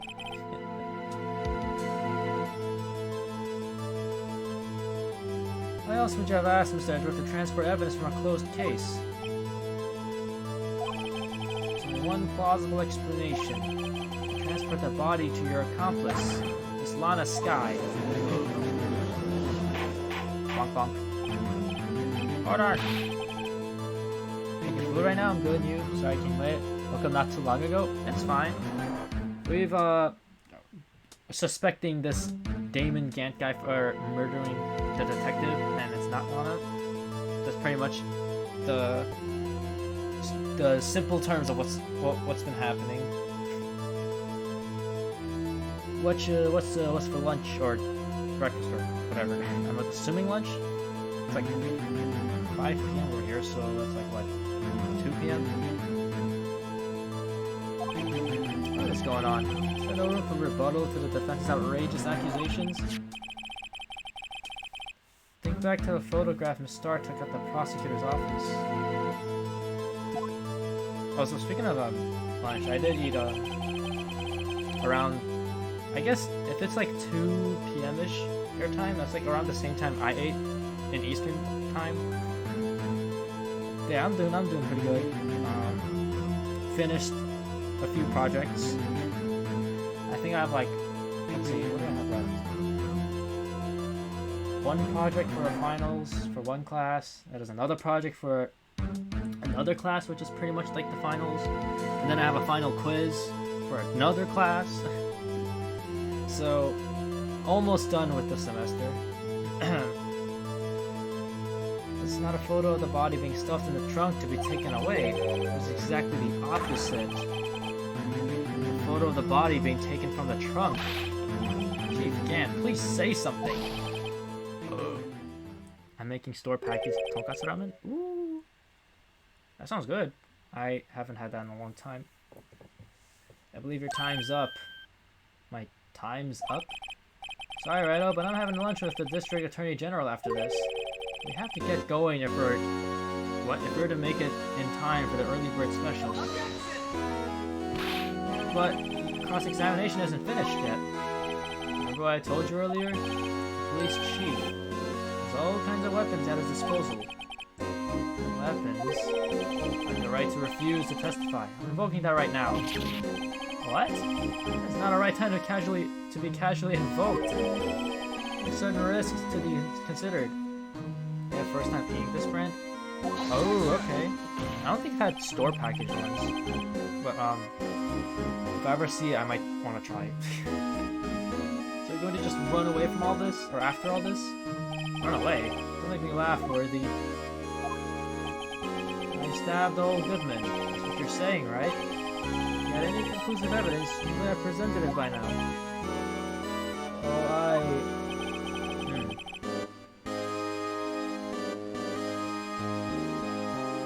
Okay. You think I had Lana dispose of the body? If so, then show your proof and get it over with. It's by fortune? I don't know if that was in the... Wait, what? I don't know if it was in the fridge? Oh. I'm not sure... I don't know if it sounds familiar to me. Say it again, Mr. Wright. Damon Gann is the current chief of police. The court will not tolerate any accusations against him without concrete proof. Mr. Wright? Your Honor? Do you have any concrete proof? Proof that Chief Gann murdered Detective Goodman and made this guy dispose of his body? Any concrete proof? Concrete proof that he... Okay, let's look at the court record.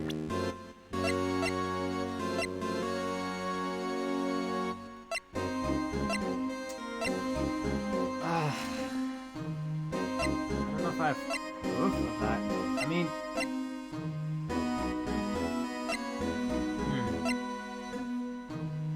Like, I have proof of the murders and stuff, but I don't think I have, like, concrete proof that he did it, necessarily.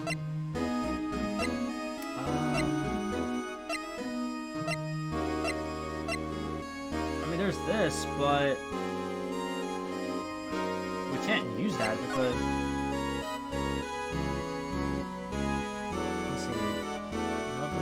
Without the approval, and unregistered evidence presented must be relevant to the case. We don't know how relevant this is, so we can't use that. Do I just say I have no proof? I feel like every time I have to present evidence, but... Oh god. I'm like leaning towards... I feel like... Oh man, I don't know which one to pick. Oh, that's why safe states exist. I'll just say I have no proof. There's no use showing evidence I'm not even sure of myself. No, Your Honor. At present, I have no conclusive evidence. See, Uji? Uji. In that case, this court is forced to penalize you for your allegations against the chief. What? Here's a tip. Never gamble what you can't afford to lose, righto? Seems that Lady of Luck was on my side again today. Okay, Uji. I'll leave the rest to you. I shall fade out of existence. I warned you earlier, Mr. Wright. This is an affront to a senior officer in our nation's law enforcement agency. Wow!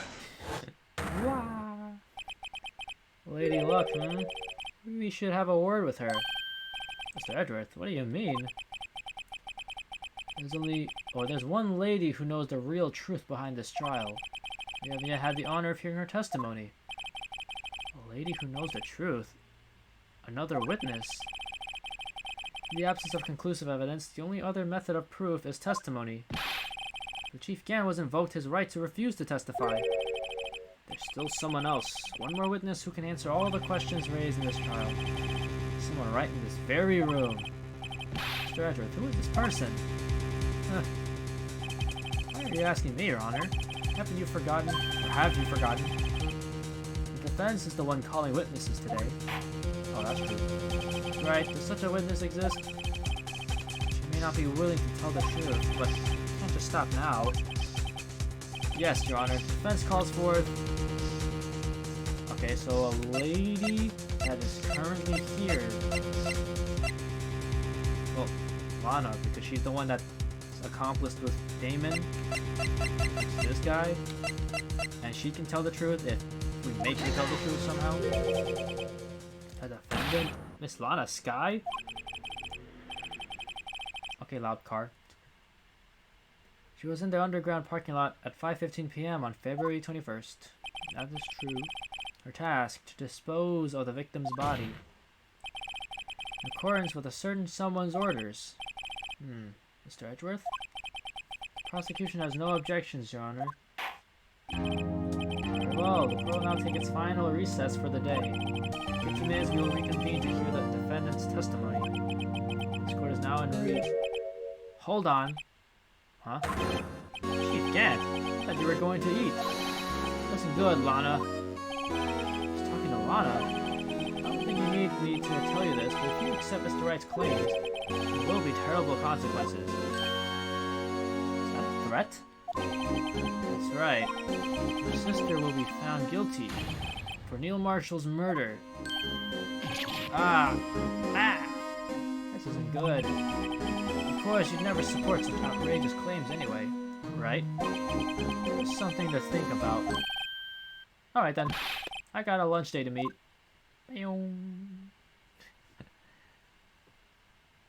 He's like, what the? Okay, if there aren't any further objections, this court is now in recess.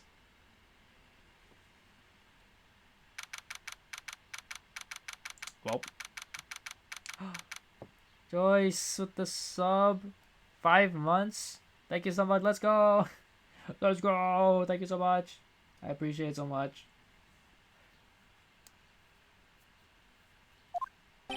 Objection. You know, I should add a... Speaking of that, I know someone, I think it was Vivi that talked about it. I should add a Kirby emote. I will try to find a nice Kirby emote. Add that in the collection. And a sneeze emote. I have to... I don't know if I have time to draw it. I'll try to see what I can do. I see you still haven't fixed the sound. I honestly forgot. I forgot. I gotta... Yeah, okay, so the gifted sub and the actual sub notif is the exact same. Honestly, I thought I changed it. I guess I didn't.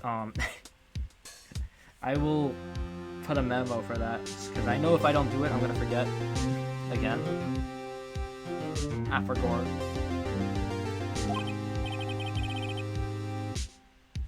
Alright. It is jotted down. I will fix that once I finish this game.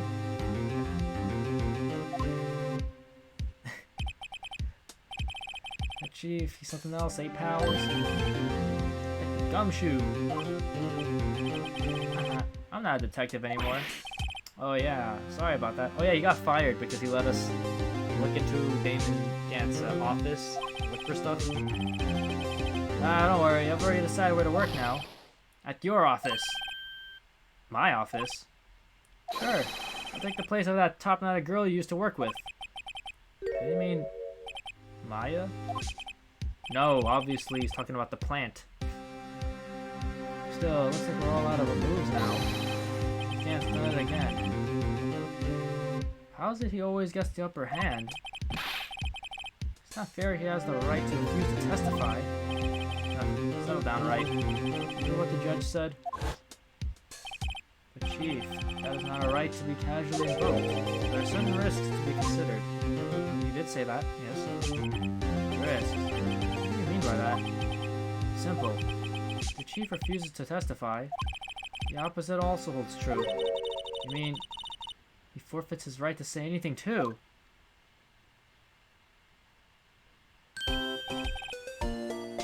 Emma, are you okay? No, I'm dying. Yeah, when I came to, I was in the medical office. I've been listening to the trial from the gallery. I've heard everything that's been going on. Emma, I'm sorry for what I said before. No, don't be. It was the truth. You know, it's funny. I almost feel somehow relieved. Relieved? Yeah, I finally know what really happened. I think that all this time, my sister was being blackmailed by that terrible man. And she did it all just to protect me. Ever since her appointment as chief prosecutor, everyone who knew her said she changed. Perhaps it was easier that way for her. What do you mean? What do you think I mean? Follow Chief Kent's orders. She must have shut herself up deep inside. She forced herself to do anything and everything the chief told her to do. That must be why she became so cold. It was all my fault. It's all because I murdered Mr. Marshall. Hey, don't go blaming yourself now. If you want to blame anyone, blame society, pal. Chief Kent may be able to fool everyone else with his forgery, but you can't fool my memory. I remember now. I remember. I knocked Mr. Marshall into that armor. I see. Well, you better get back. It's time for the final act. Emma, why don't you wait here? No, I'm going with you. She killed someone? Yeah, so, what happened was, when she was, okay, this is, like, during an incident 2 years ago, she was in the office that her sister and Damon Gant, that, like, white-haired, really big guy, those two's office, and a murderer, a serial killer, like, escaped in that, like, what's it called, like, the police confinements or something, and went in the office and held Emma hostage. And so then Marshall, I don't know if you remember, but he's like that guy with the cowboy looking hat. His brother was also a detective, I think, and he went in and tried saving Emma, right? And so what Emma said was, before the person could stab the other person, because it was all like a shadow, so she couldn't really see who it was, she tried to help whoever was about to get stabbed by pushing them, and then that person's back got like impaled by a piece of sword from like that office, because that office has like a what's it called, like an armor, and has like a sword and everything. And we thought that it was Joe Dark, which is the name of the serial killer, but we find out that through evidence, we find out the person holding this broken knife was actually Marshall, or Neil Marshall, which is that cowboy dude's brother. That's a dangerous armor, yeah, right? It even had the weapon and everything. And so we find out that we thought instead of her pushing Joe Dark into the weapon, it was actually Neil Marshall. So she killed the other person instead, and that's when we found out. So yeah. So she is now in trouble because of an accidental murder, which ties into this, because Lana, her sister, is being controlled by, basically being blackmailed by the tall guy, the Damon Gant. So if we like, you know, if she actually like, if Lana chooses to tell the truth about her being controlled, then we'll find out that, well, 100%, like, everyone will know now that Emma's the one that killed the other prosecutor and not the serial killer. So that's pretty much what we found out.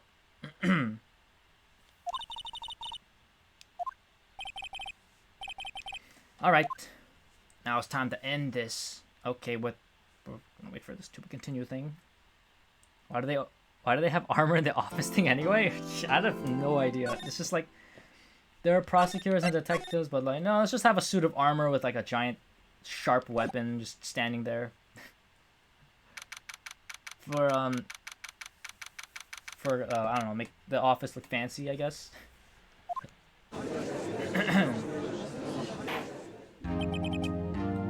Alright. Now then, will the defendant, Miss Lana Skye, please take the stand?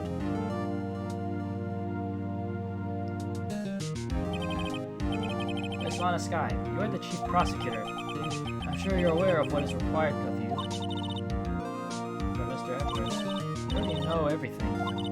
You know all that I've done these past 2 years. Please provide the court with your testimony, Miss Sky. And remember, we're under oath. You want to hear the truth. Of course, the truth. Lana, no matter what happens, I'll always be your sister. Aw. Now then, your testimony, if you will. First, tell us about your relationship with Chief Gant. Everything hinges on your testimony. It's the only chance we have to get Gant. Okay. Worked alongside Gant for years. There's no truth to this blackmail theory. I fabricated the evidence 2 years ago all by myself. All by myself. When I found Prosecutor Marshall's body, I rearranged the crime scene. My only motivation was to get Dark convicted. It had nothing to do with Emma. I don't know about that. Are you sure about this testimony? Your Honor, I'm confessing to a capital offense. Of course I'm sure. But Lana... If this is true, then that means Chief Gant has nothing to do with this. That's what I've been telling you from the beginning. Please, Mr. Wright, you've got to help her. She's sacrificing herself because of me. But what if she's telling the truth? She's not. I know my own sister. Whenever she speaks stiffly like that, she's hiding something inside. Deep down, she's really screaming in agony. I feel like I can totally get that. Sometimes with my brother, whenever he lies, I can just sometimes like 90% of the time I can just tell if he's lying. I don't know if it's like that's like sibling whatchamacallit, some sort of sibling intuition. You can just tell if your sibling is lying. Most of the time. The defense may now begin. Yep, let's cross-examine this, madam.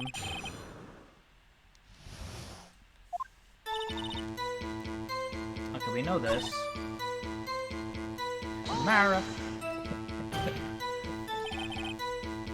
But think about it, Miss Sky. You didn't murder Detective Goodman. You told me as much yesterday in jail. You still don't get it, do you, Mr. Wright? Any testimony you cannot present in court is as useless as idle gossip. Damn. I stabbed Detective Goodman with a knife. And fabricated evidence 2 years ago. Oh, did you do so to help your sister? Joe Dark was a serial killer. His sister almost became his last victim that day. I didn't want the incident to ruin her life. What she did was justifiable self-defense. She wouldn't have been charged with anything. It's not the point. She was traumatized that day, all because of that creep. That's why I couldn't forgive him. Anna, so that's why you fabricated the evidence 2 years ago?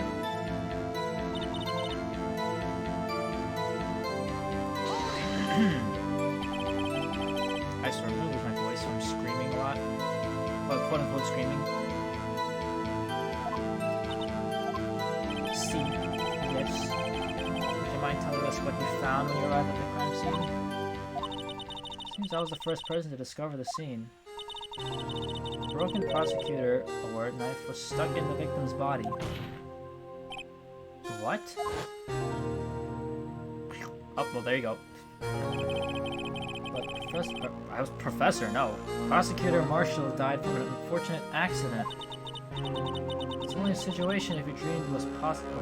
That's only a situation you dreamed was possible.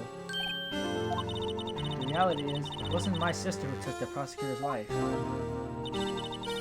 Emphasize all you want, Mr. Wright, but I'll never change this statement. Professor, you know what's in your brain?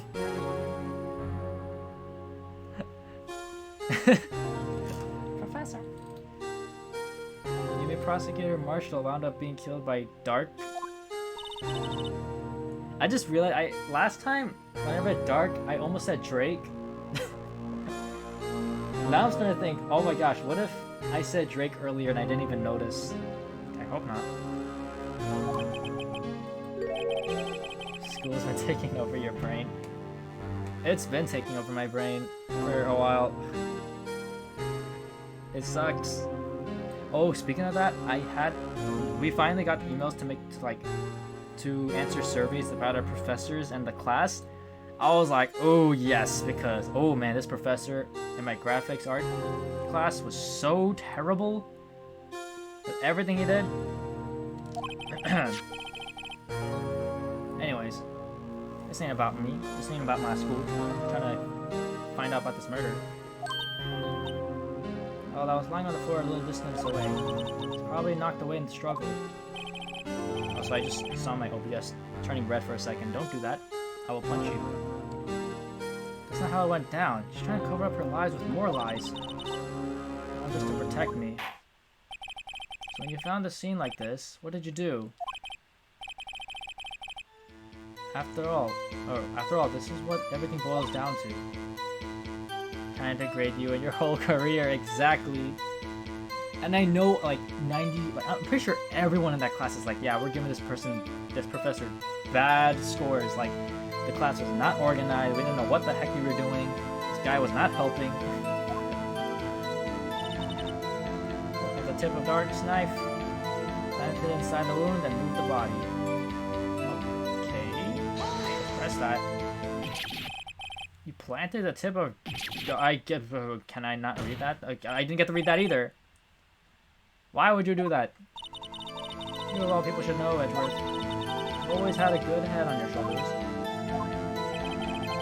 My head isn't that bad. You ought to ask for the sake of others, or of the others. Okay, so why did she move the body? When you showed up on the scene, where exactly was the victim's body? It was where you deduced it was, by Chief Gant's desk. But the body was found by your desk. Why did you move it there? The reason for that is simple. Let's have the witness explain this in more detail. The reason this guy moved the body is piece of the jar that shattered during the event threatened my plan. What do you mean by that? Pieces of the jar? You mean... Yes, that wretched jar you showed us earlier. In order to show that Dark committed this crime, I thought there would be more expedient to move the body. I've never heard that word in my life. So when you first found the body, the jar was already... Of course, it had been shattered to pieces. If you looked at the crime scene, it would be clear right away what happened. Neil Marshall was dead and Dark was lying unconscious. In other words, the jar must have been broken during their struggle.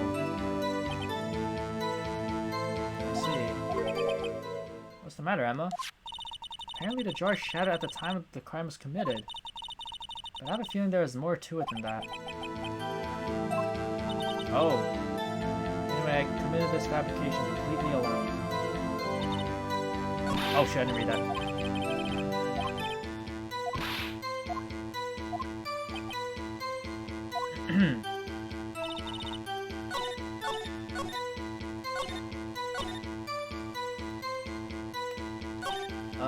Okay, so it was shattered during the events? Or that was, okay, so... look at this jar.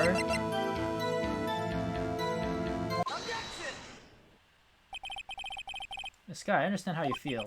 You committed that crime 2 years ago to protect your sister. You made the forgery at the scene where Neil Marshall was murdered.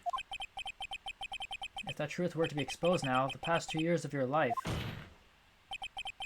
will have been in vain. Even so, I am compelled to bring to everyone's attention a significant contradiction within your testimony. You would think to have a knife pointing up when it says pointing outward. Way to go, room decorators. I think it's a good idea to have this knife pointed straight forward where someone could run into it eventually. Nice. The contradiction in my testimony? You testify in that quote, "The pieces of the jar that shattered during the events threatened my plan." That's right. You have a problem with that? It's a simple oversight, really. You see, a message was written on this jar with the victim's blood. Yes, the prosecutor must have written it in his final moments. Exactly so. This is where the contradiction lies. In order for the victim to be able to write his message on the jar, it must not yet have been broken before he died. That's all I have to say. He couldn't have written Emma's name on a shattered jar. Ooh, that's true.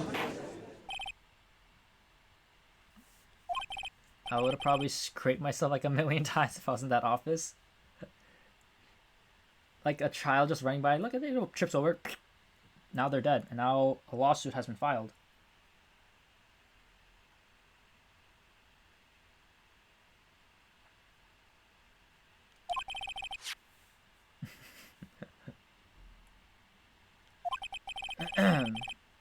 Maybe missing something critical here.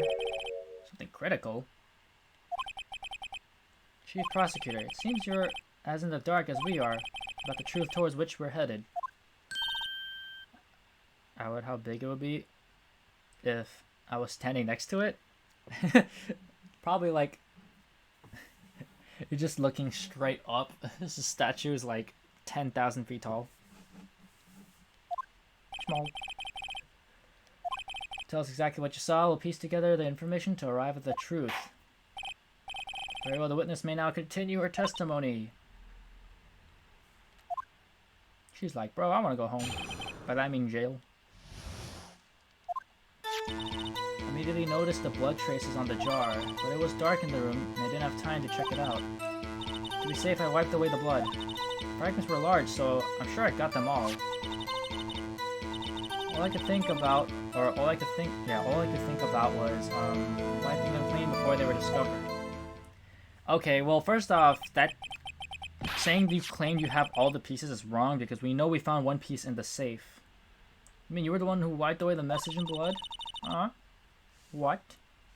I wasn't chief prosecutor at the time. She didn't think Dark was the real murderer. That's why she tried to erase the real evidence. Very well, the defense may not be... Yep. I already know. My brain is too big. Look at this. Look at this fool. Sure he got them all? No, he did not, bro. He did not. Speed run that.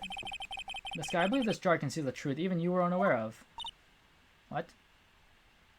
I can see why you thought of Drake instead of Dark. Yeah, because I don't think I've actually said it like without realizing it. There was a time where I almost said it. I was like, Drake. Oh wait, it's not Drake. It's Dark. We found the final piece of this jar in Chief Gant's safe.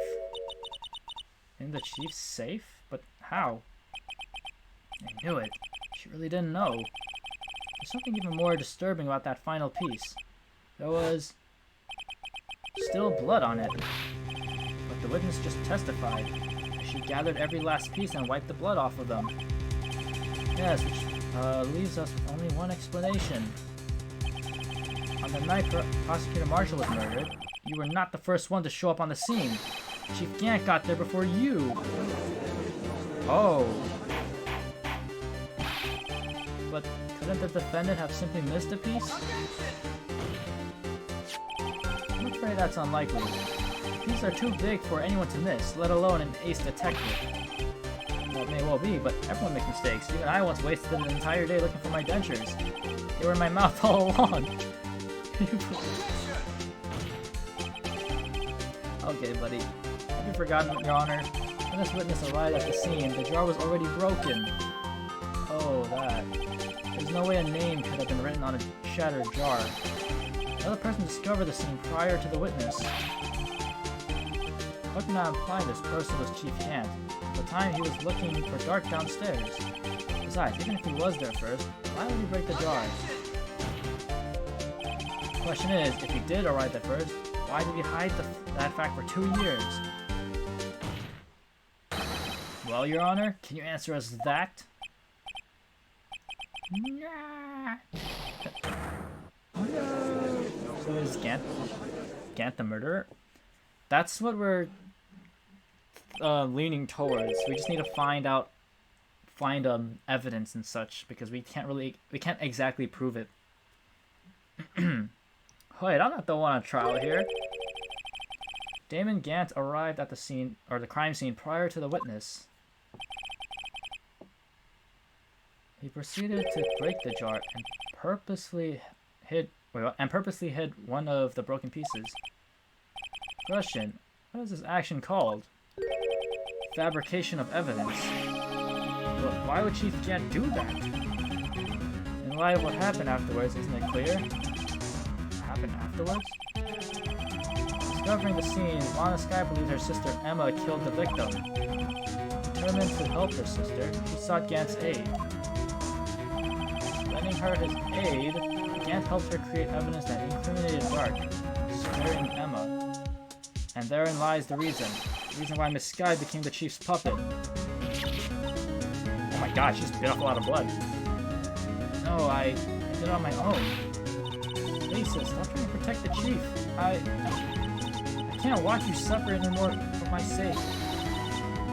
No, you didn't. It wasn't you, Emma. You didn't kill anyone. Don't believe anything Mr. Wright says. Defense attorneys make up the most foul lies to defend their clients. Foul lies?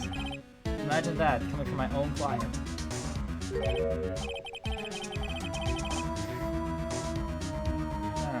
As you do seem the type who likes to twist the truth. Damn! Wait a minute. What if we're still smack dab in the middle of Gant's trap? Is something wrong, Mr. Wright? Anna, maybe right after all. What do you mean, right? See what's going on now? Yes. Good. So, you do tell foul lies then, Mr. Wright? Miss Skye, please testify once more. But if evidence was fabricated behind your back, then Emma's accidental killing of Prosecutor Marshall might also be a lie. But I do remember knocking over Mr. Marshall. Miss Skye, if you will. I can't. There's nothing to be afraid of anymore. This cross-examination may not change a thing. However, there is a possibility that it will if you tell the truth. Very well. I'll testify about what I really saw. Alright, the witness may testify once more for the final time.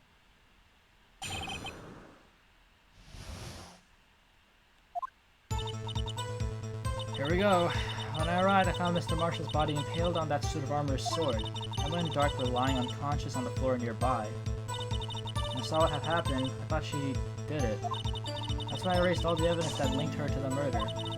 I had Chief Gant help me remove the body from the sword and carry it. But if it all really was a fabrication, Emma might be innocent. Unbelievable. The body was impaled on the armor's sword? You were the only one who saw that. If only I had proof. Actually, I do have proof. I gave it to Mr. Wright just this morning. What? To me? No, the floor. It's a picture I took of the crime scene as I encountered it. Excuse me. I thought it might be needed. But I don't remember receiving a picture like that. Lana must have known. See, Mr. Wright, she really does have faith in you. Very well, Mr. Wright, please present this picture. I don't remember receiving any pictures from Lana.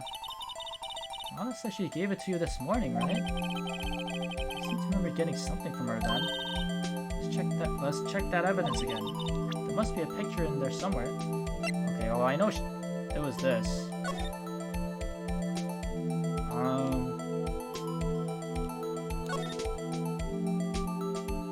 Oh. That's interesting. Hey, there's a picture here. Yes, there is. Oh. Oh my. This is the actual crime scene. Well, the detective saw the crime scene like this. Because I contacted Criminal Affairs only after I had rearranged everything.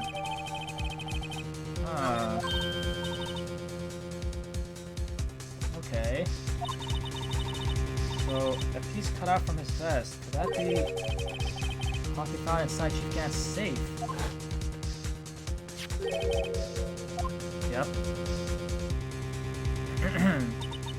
This is a handprint, isn't it?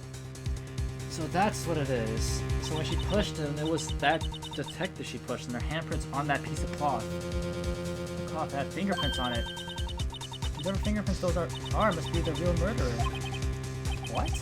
Those fingerprints, they're yours, Emma. Why are your lips turning all purple, Mr. Wright? Anyway, let's get on with the cross-examination. So long as you tell the truth, we should be able to flush out the real murderer. Very well, the defense may now begin its cross-examination. Oh boy.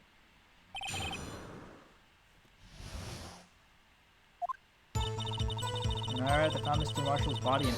Oh! That scared me. That startled me a little bit, I'm not gonna lie. Come now, Udgy. This is the poorest excuse for a trial I've ever seen. Chief Kent. What, now you want to make me out as the bad guy too? So I'd like to put in a word or two in my defense. I'm afraid it's too late for that. What? You already declined to testify. That means you forfeited your right to make statements of any sort. This must be that wrist we were talking about earlier. Just sit back, relax, and enjoy the sound of the noose tightening around your own neck. GG. Oh my god. Super Saiyan. So what? Think I'm worried? Let's go, Edgeworth. Yeah, right? Edgeworth clutching out. He's saying, shut up. L plus ratio. Sorry to disappoint you, but I don't need to make any statements. What do you mean? The evidence will do all the talking for me. Even if I can't testify, I can still present evidence. Yeah, that's true. Wait, you mean you still have some conclusive evidence? No, I don't. Someone does. Someone. So, what's your excuse, Rido? Uh-oh. How have you been keeping quiet about it? You do have something to show us, right? Something that proves who knocked over Neil Marshall, causing his death. Conclusive evidence that leaves no room for doubt. Is this true, Mr. Wright? Show that piece of evidence now. Emma's sure to be made out as the murderer. Mr. Wright, if you have any more evidence, present it now. If you try to conceal anything, you will be the one appearing before the Board of Inquiries. What do I do now? I gotta think this through carefully. I can't afford to make the wrong decision. Can I present that piece of evidence?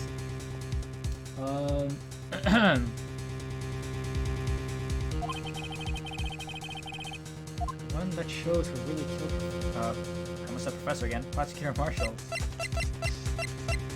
If I show it, then Emma's gonna be convicted of murder, and then I spoil the entire game. Okay, you know what? What if I just time to save state? Yo, you're right. You're right. You know what? I'm not gonna show it. Your Honor, I don't have any evidence I can present at this point in time. What? You lie! Chief Gant? You opened my safe. I know you took what was inside. The conclusive evidence. I don't know what you're talking about. Mr. Wright, why don't you show them? We found it together. Oh, I see. Because you know the truth, don't you? You know whose fingerprints are on it. That's why you won't present it. What are you talking about, Chief Gant? Can't you figure it out? Take a good look at this picture. See the victim's vest? Notice anything odd about the chest area? It's like part of it's been cut out for some reason. You think you had this in your safe? What? That means you, Chief of Police, are the concealing evidence. It's going to be the biggest scandal in the history of the police department. Uh-oh. Impressive. To be honest, I didn't think you had the gall, Rido. Well, I can't just let you pin me up as the murderer. I'll tell you what really happened. What? You mean you admit to it?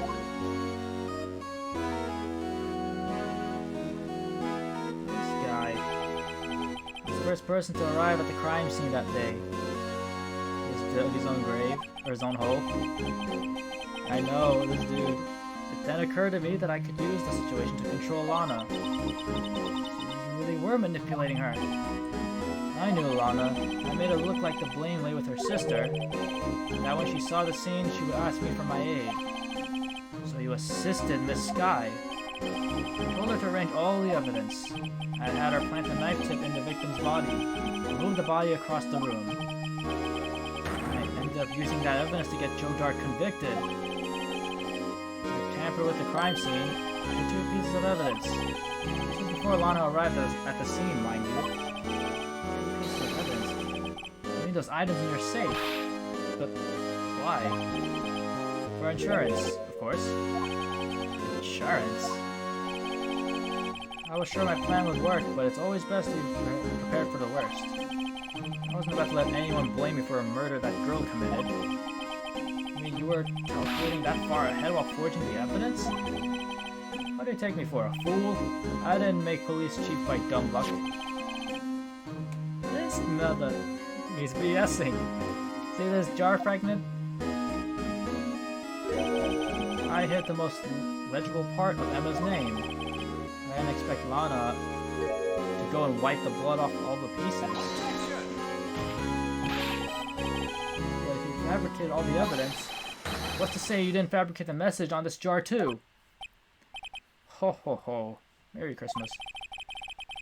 Some people just don't know when to quit, do they? That's why I kept one more item for insurance. Give me that piece of cloth. Come on, Rido. Cough it up already. I know you have it. What are you waiting for, Mr. Wright? So you admit to it then, Chief Gant. If you were hiding the cloth you cut off the victim's vest in your safe? Yes, I admit it. I don't want to have to do that being chief and all. But it's a lot better than being portrayed as a murderer. Oh, Mr. Wright? Well, why would he cut that part?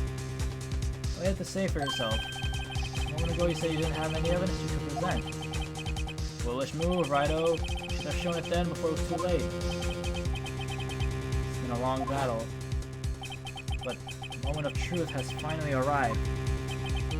As long as I don't mess up here, victory is mine. Oh. Well, I guess I have to show it now. Your Honor, I do have evidence to present now. Alright, then let's see this conclusive evidence. Evidence that shows who actually murdered Prosecutor Marshall. Oh boy. There we go. Let me verify this once more. On the day of the crime, you personally cut out this piece of the victim's vest. Oh yes. At last, you finally brought it out into the open. There's a handprint on this piece of cloth. Your Honor, the prosecution requests that be immediately sent to the lab for analysis. This handprint on the leather. It must have been a strong impact for it to be left so clearly. You mean it could not have been forged? It must be authentic, conclusive evidence. Uh-oh. You know that's Emma's handprint. Oh ho ho. You're as slow on the uptake as ever, Worthy. What? Think about it. Rido had all this time to present this evidence. And he was reluctant to do so. Why would that be? You already know? You know whose fingerprints are on that? Mr. Wright, do you really know? Whoever the fingerprints belong to must be the real murderer. Whose fingerprints are they? Uh-oh.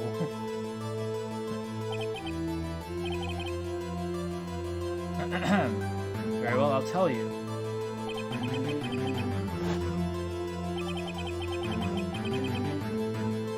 Should be okay now. Things proceeding as predicted. The person to whom these fingerprints belong to is... oh, boy. Emma? Emma Sky? What? They're mine?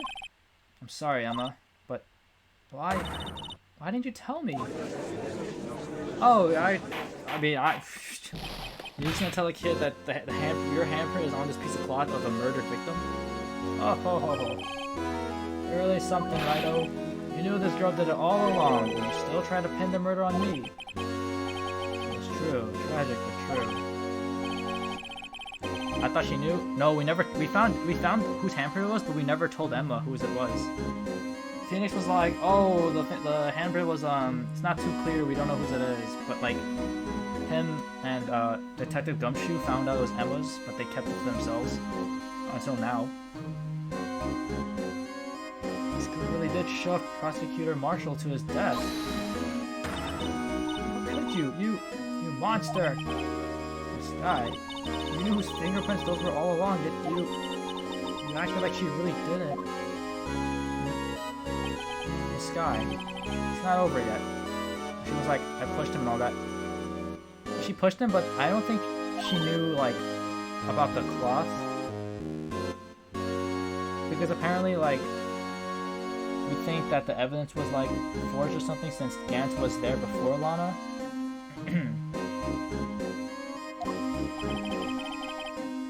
I said this trial isn't over yet. Ha! I'm afraid it is over, boy. Not only this trial, but your career, too. You purposely concealed this conclusive evidence. That, my friend, is a serious offense. I'm looking forward to pressing charges after the defendant is convicted. Whatever, badge, boy. What's the matter? Kept up your tongue? Aren't you going to tell us how it feels? How it feels to be the one who single-handedly turned a poor little girl into a murderer? Before I do that, there's just one little thing I have to clear up. Oh, and what's that? Who really killed Prosecutor Neil Marshall? What? Chief Gant, you're absolutely right. This piece of cloth proves who the real murderer is. Who killed Neil Marshall, you ask? It was Emma Skye, wasn't it? I'm afraid that's not possible. You see, this piece of cloth contains a critical contradiction. What? A contradiction? What is this fool babbling about? Talking about a contradiction. One that proves who the real killer is. Just alright. This piece of cloth. What could it possibly contradict? Chief Gant, your tyrannical reign ends here. Behold, the piece of evidence that contradicts this cloth. Well,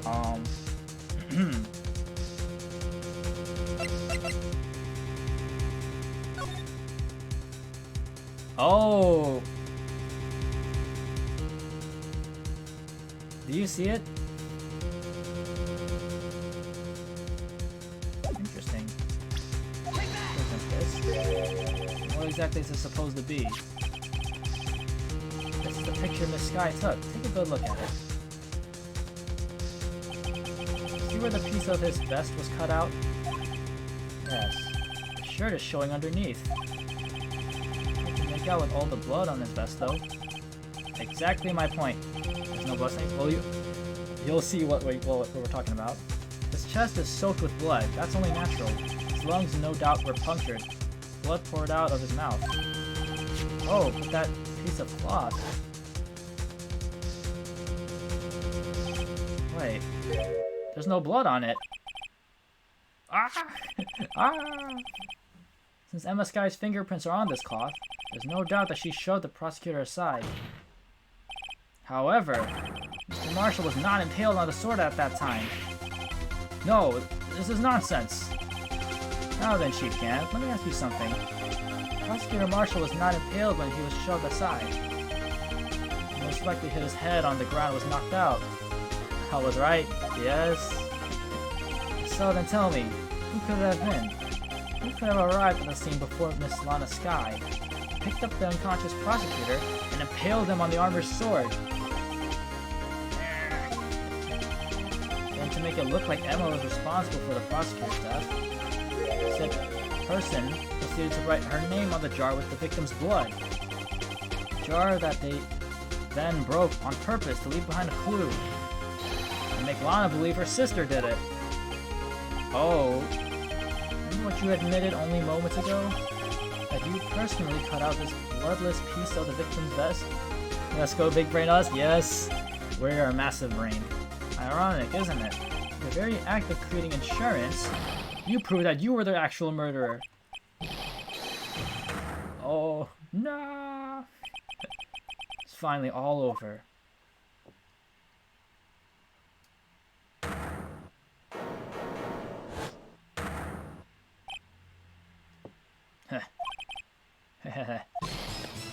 Oh, that was close, Rhino. You almost had me. Sorry, but you'll have to do better than that. I refute your allegations. What do you mean you refute his allegations? See that piece of cloth? Is illegal evidence. Order, order. What nonsense is this? Illegal evidence cannot be used to convict the suspect. Remember, Aji? Earlier, Olorido here concealed that piece of cloth. Oh yeah, with your excuse trial, you do have some conclusive evidence, don't you? Yep, that literally like happened like a few minutes ago. Oh no, it's the music thing. Time for Monokuma trial. That's true, the defense did refuse to present evidence. At that moment, that piece of cloth ceased to be legal evidence. It's not fair. You actually think you could arrest me in court? It looks like the last laughs on you, son. Bonk. I'm afraid Mr. Gant's claim is legally correct. Well, Mr. Edgeworth? True. Legal evidence cannot be used to convict a person. Assuming, of course, that the evidence is indeed illegal. Huh? Well, Mr. Wright? Seems at last. The time for me to reveal my plan has finally arrived. Mr. Wright, do you admit to it? That you purposefully and illegally concealed this piece of cloth? Oh, he's the one that was lying to show proof and now it's illegal? You're right, like, I did not.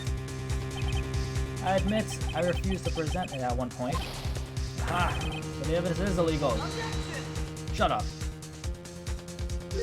No, it isn't, Mr. Gant. Huh?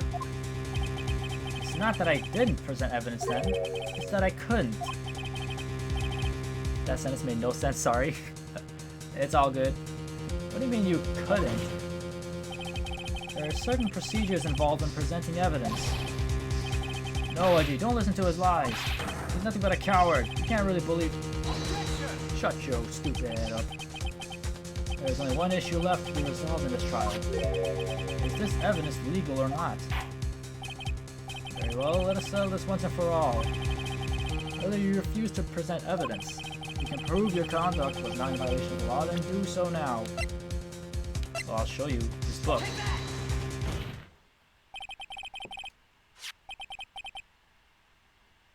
This is my proof, Your Honor. Evidence law.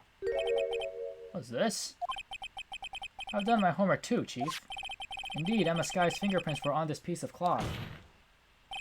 However, at that point in time, this was merely a piece of cloth, nothing more. What? You see, it's written right here in this book. The second rule of evidence law. Rule 1. No evidence shall be shown without the approval of the police department. I found this piece of evidence myself, inside your safe. Goes without saying, I do not have approval from the police department. Rule 2. Unregistered evidence presented must be relevant to the case on trial. And here's the crux of the matter. You see, at the time, it was impossible for me to prove the relevance between the cloth and the SL9 incident. What? What kind of nonsense is this? You want relevancy? Just take one look at this picture and... Shut up. Sorry, but can you recall when was that picture presented? That was shown only a few moments ago. Oh, he's right. At the beginning of today's trial, that piece of cloth was still meaningless. The person who gave it value as evidence was you, Damon Gant. Oh, you yourself confessed to a certain truth. Verify this once more. On the day of the crime, you personally cut out this piece of the victim's vest. Oh yes. Got him. Yeah. It was then that you approved this cloth as conclusive evidence. Yes, you, the chief of police, personally approved this cloth. The only person who could have cut this from the victim's vest. Ha! Got him! Is the one who stood before Prosecutor Marshall in his final moments. In other words, the real murderer.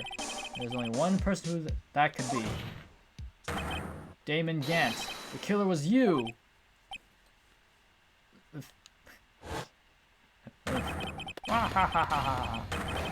Oh my god. Oh my god, bro, chill.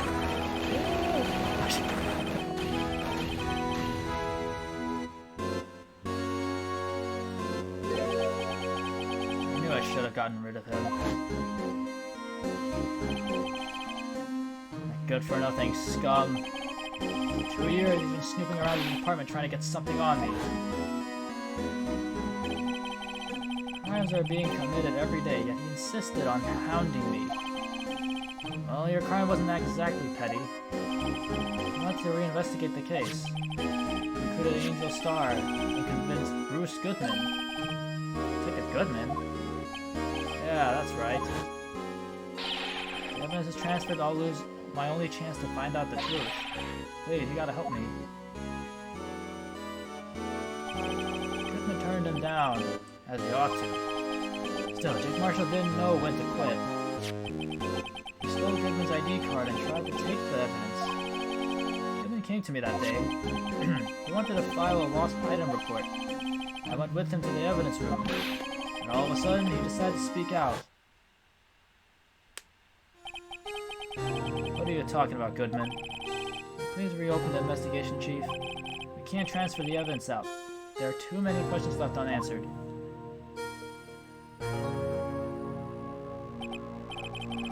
He opened his evidence locker, and as he was taking the evidence out, he said, "It's not too late. I'm going to hand all this over to Marshall." Well, to be honest, I was a bit taken aback by his words. A bad feeling when he came to see me, but I never thought he'd bring up SL9.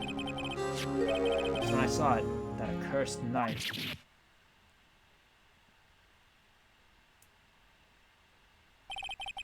Couldn't just pull it out. Doing so would have only led to more blood, making it near impossible to hide your crime. And so the blood was just pouring out. I didn't know who might stumble in, so I hurried to wipe it up. I was worrying so much about the floor, I didn't realize my fatal mistake. Bloody handprint. Detective Gumshoe's locker. It's to be known as the crime computer. But everyone has to start somewhere, I guess. I was too nervous. I had no business doing any of it. And you put the body in my car. I'm sorry. I couldn't think of any other way to move the body. You broke your trunk, but what's the big deal? You make a lot more than us detectives ever will. Leaving the prosecution's car aside, how? How could you get Miss Sky involved in all of this? Oh, she had as much to lose as I did if the truth came out. So you took the evidence from Detective Goodman's locker? I felt bad for having to do it. I also didn't have the time to pick and choose what to take. So, you left the jar fragments and the glove. Yeah. It looks like I was better off being an investigator of crimes than a committer.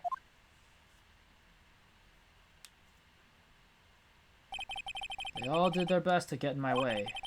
Gotta hand it to them. They do their jobs well, much to my dismay. Fake evidence doesn't hold up very well upon close examination. You must have known that. Tell me, Worthy, why do you stand in court? Me? Because there's no chair. You despise criminals. I can feel it. You and me, we're the same. One day you'll understand. Oh, believe me, you will. You're just one man. You'll see what it really takes to bring them down once you try to go it alone.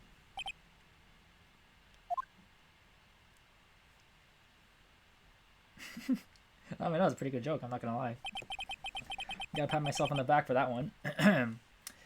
Oh, looks like it's time to say goodbye. Oh, gee. What? Looks like we'll have to cancel that lunch date. Sorry, old friend. I'm sorry too, Danny Cat. I knew you as you used to be long ago. You were once a fine investigator and an example to others on the force. I'm sorry to learn that you are no longer that person. Those days are gone now, Edgy. Thanks for all the memories, though. Don't worry, you'll be fine. Now you have right over here. And left, wait. I like how Raido is on the left, and Edgeworth is the one on the right. With those two around, you can't go wrong. In fact, I can hear them already. The melodious... What? Yeah, the melodious sound of... Okay, I get to finish that. I didn't even press A. Let me finish reading these damn sentences. There are two things I want you to understand. Yes? First, your sister never hurt anyone. Second, Damon Gan betrayed you from the beginning. You seen this guy? You no longer have any reason to keep silent. Right. When this trial is over, I'll tell everything. All that I've done these past 2 years. From the time I had Gant help me forge evidence up until today. So, seems all the questions raised in this trial have been answered. I'm sorry, Miss Sky. Couldn't get you out of all your trouble. My, what high standards you have for a rookie. I can see why Mia thought so highly of you. Who knows, a few years from now, you just might make it to the top. I owe you my thanks, Mr. Wright. Miss Sky. And to you too, Mr. Edgeworth. You suffered every bit as much as I have over these past few days. Believe me, I know how much of an ordeal it's been for you. It was nothing. Liar. I was worried the pressure might break you. Yet, you rose above it all and guided Mr. Wright to victory. You've done well, Mr. Edgeworth. Stop it. I only did my job.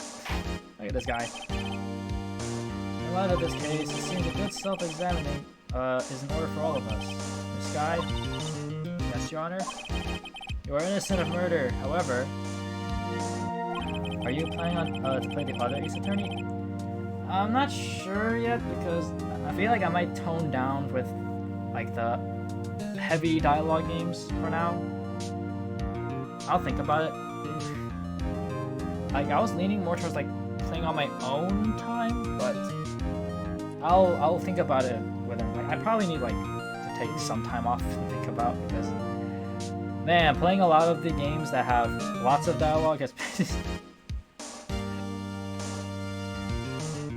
been quite something. She blackmailed you. The fact is, you still acted as his accomplice. Trial will be scheduled for these crimes at a later date. Yes, I understand, Your Honor. Something amusing about all this. Why are you smiling? It's been a long time, Your Honor. A long time since I felt free of these heavy chains.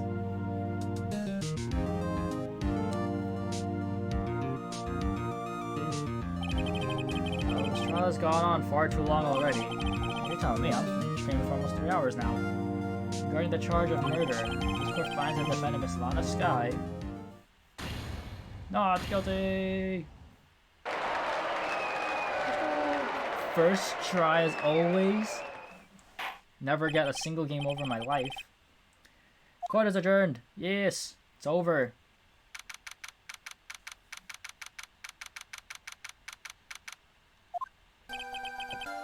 At long last, it's finally over.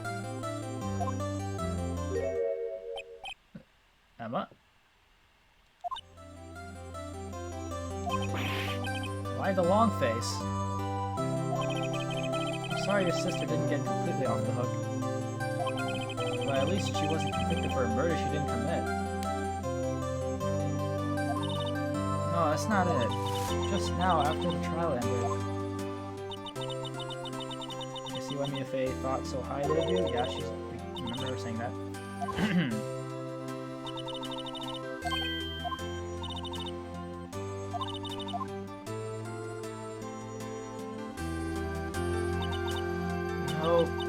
I did my best too, but Lana didn't say a single word to me. Hope I'm not interrupting anything, pals.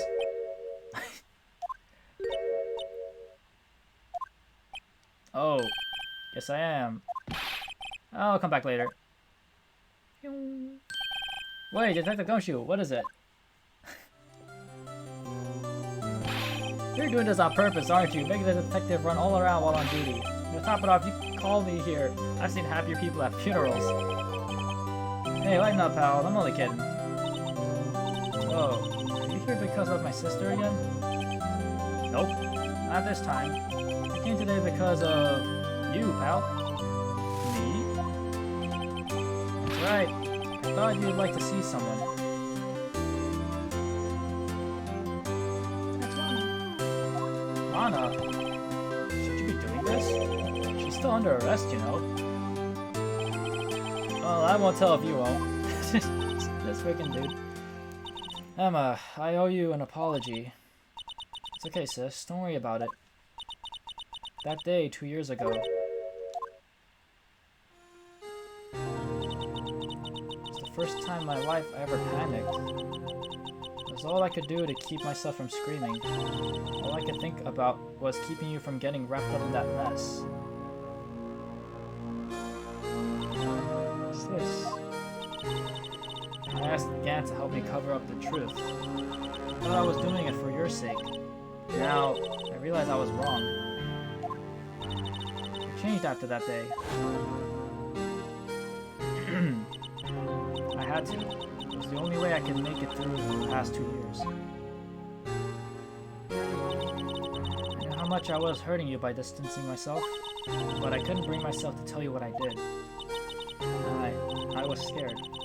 Scared that you'd look at me with those eyes of yours. I was scared of how you'd react if you knew. But sis, you're only doing it for me. No. Huh? I turned my back on you that day, hiding what I believed to be the truth. I was deceiving you. Please. I'm such a fool. It took me all this time to realize it. Emma, I'm so sorry. But sis, you don't have to apologize. I'm happy now. You're happy? Of course. You know, sis, I always knew that one day you'd come back. And now you have. Oh, Emma. Oh. Oh, that's so sweet. I'll take a picture of that. Unlike Pokemon Legends Arceus, couldn't let me take a picture of the ending part. No one can change the past. The only thing we can do is strive to make up for our mistakes. Why must we make up for our mistakes, you ask? Because in doing, we can find the way back to our rightful path. And it is from there that we can move on toward a brighter future. For reals. Like, I was trying to take a picture of the ending little thing, like the end for like Pokemon Arceus, and it wouldn't let me take a picture. And then when I finally could take a picture, the screen went black, so I just took a picture of a black screen. I was just like, bro, this game sucks. At least that's what I felt watching the two sisters make up. Mr. Right, Mr. Gumshoe. Me? No, the couch behind you. Thank you both for all that you've done. I'm sure we'll meet again someday. Isn't that right? Edgeworth? Edgeworth? Stop hiding and come over here. Where was he hiding? I just came to say congratulations. Thank you. Thank you, Mr. Edgeworth. Alright, well, I'll be going now. Pew, disappeared. Mr. Edgeworth. I hope you don't blame yourself for what happened.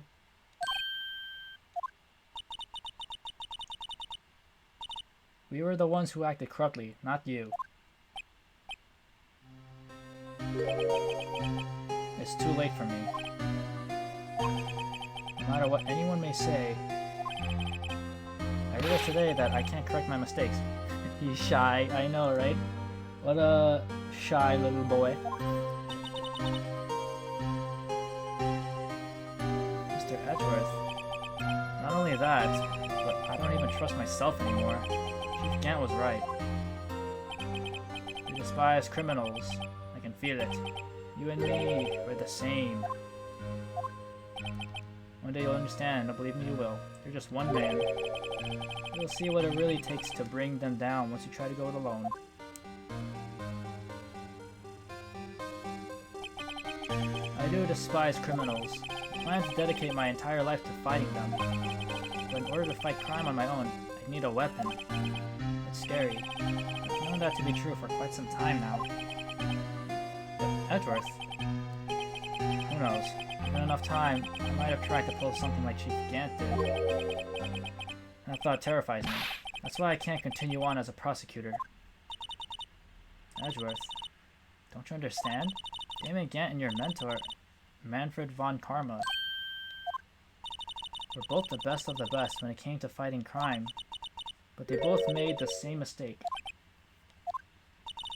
You said in order to fight crime on my own, I'd need a weapon. That may be true, but think back to today's trial. You weren't alone. You were working together with Mr. Wright. Because of that partnership, you were able to present evidence that otherwise would have gone undiscovered. Isn't that right, Mr. Wright? What? Oh, yeah. That's the pop quiz. Come on, Mr. Wright, show him what Lana's talking about. Evidence, huh? Something that neither Edgeworth nor I would have been able to find on our own. This is why people ship them. Exactly, the best ship in this entire game.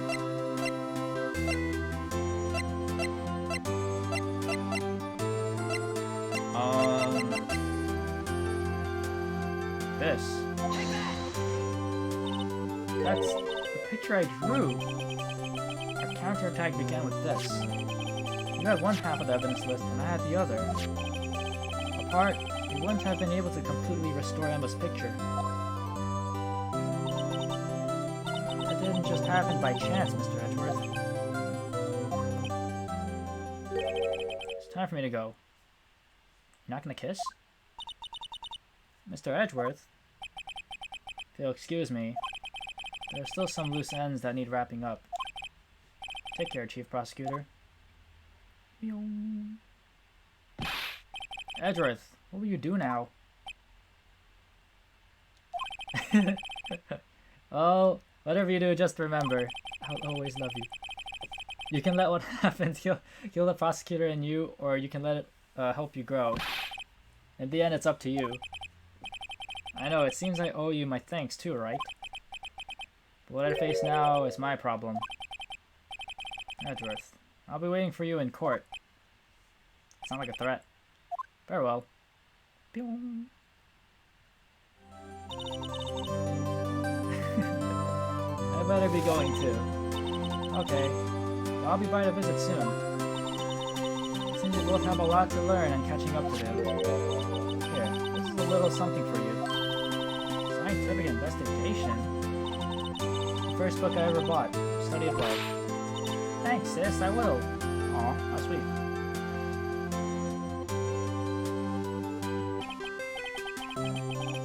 So another case came to a close. As for the sisters, have faith. Faith that their lives have only just begun. What's up, Jonas? It's all ended now. As for me, I think it's time I started on a new journey of my own. A journey to rediscover myself.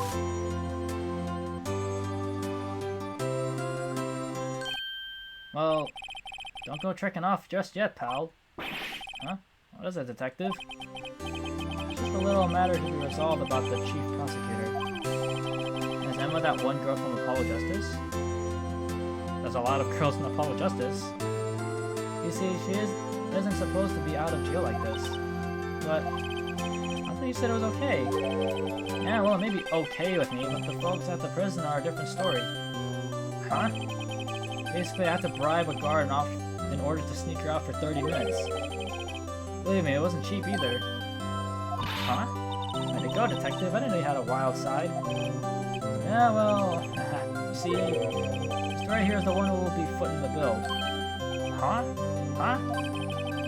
What, you think I could afford it with my salary? You gotta be kidding me, pal. Huh? Thank you, Mr. Wright, you're the best. Why is it I suddenly feel like I want to scream? Hey, I got an idea. Why don't we all go pay it off together? Yeah, that's a great idea. Come on, guys, let's go. Well, isn't that nice?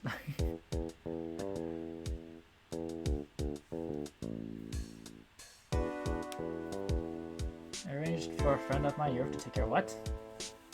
Study under a top coroner. This affair has pretty much ended my days at the prosecutor's office. Managed to find my way back to the field somehow.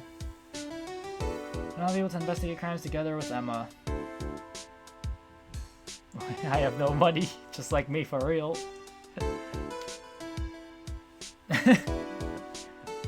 Oh man, this was an interesting episode. It was pretty long, especially the last trial. It's like 3-4 parts.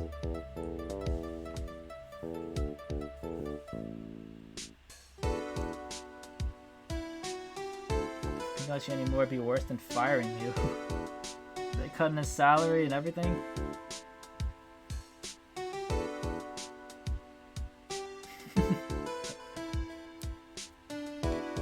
Alright, now this time we are actually officially done with Ace Attorney. Finishing 2 games in a week, yo. First Kirby, now this.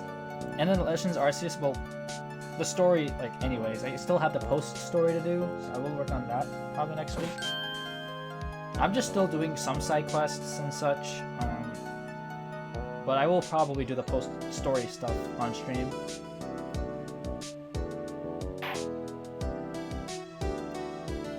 Except for Apollo Justice. I mean, I don't know how I would stream Apollo Justice, because I know this 8th Attorney I have only has like the first 3 games, so unless Apollo Justice is on the Switch and I'm just not aware.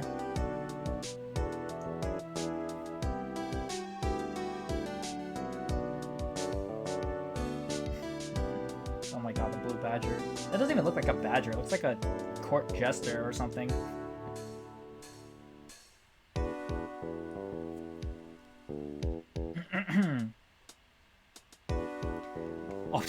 Oh no, it died.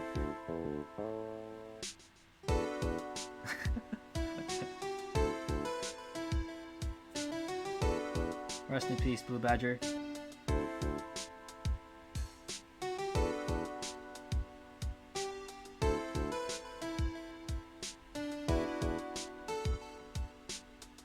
He gave up on life.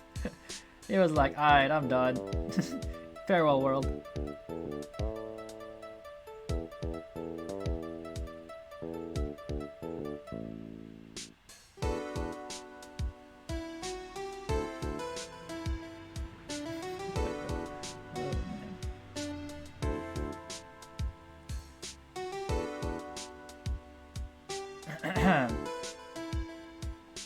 I guess this is just what everyone's doing now after the whole Gant incident.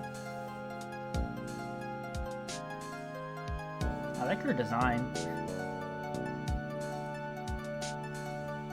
Yo, Joyce with the gifted sub. I appreciate it so much. Thank you. I need to change that, seriously. I remember now because last time I was like, hey, I'm gonna change it and I just completely forgot. I have it jotted down. I'm gonna do it after this stream. I'm gonna see if I can try to change it to a different one. Oh man. I mean, nothing wrong with that GIF and sound. No, we all love Zelda and Link. But it's weird seeing 2 of the same. I gotta change it.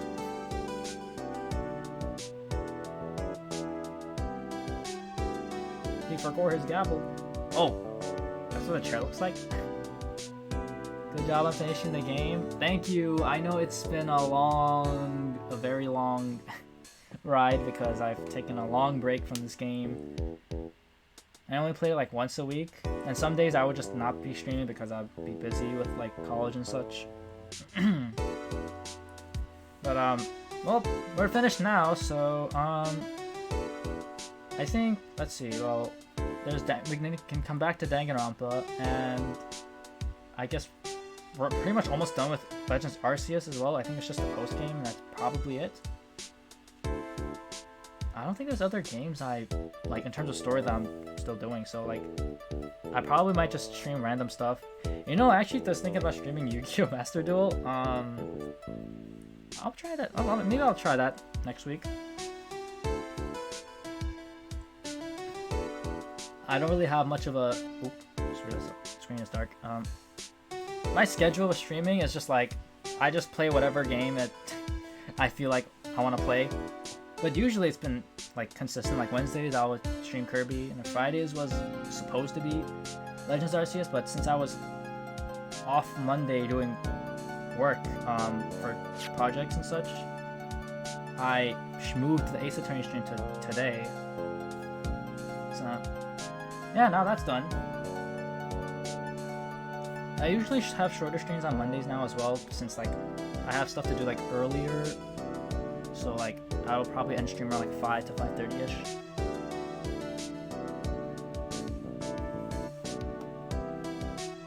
Just go to Europe. Ah. Why do all the female assistants of Right have to leave? Wish they have Apollo on Switch. Yeah, that would be pretty nice. There's only the first 3, Great Ace Attorney, and then I think that's pretty much it.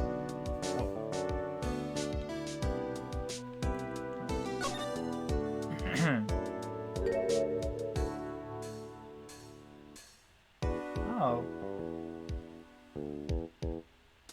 Wait, let me see. Oh, that's so cute. I'm gonna take a picture of that. Damn, bro, her sister's like 6 feet tall.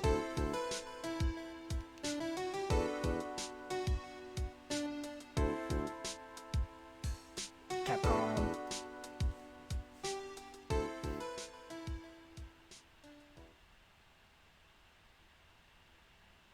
Is that it?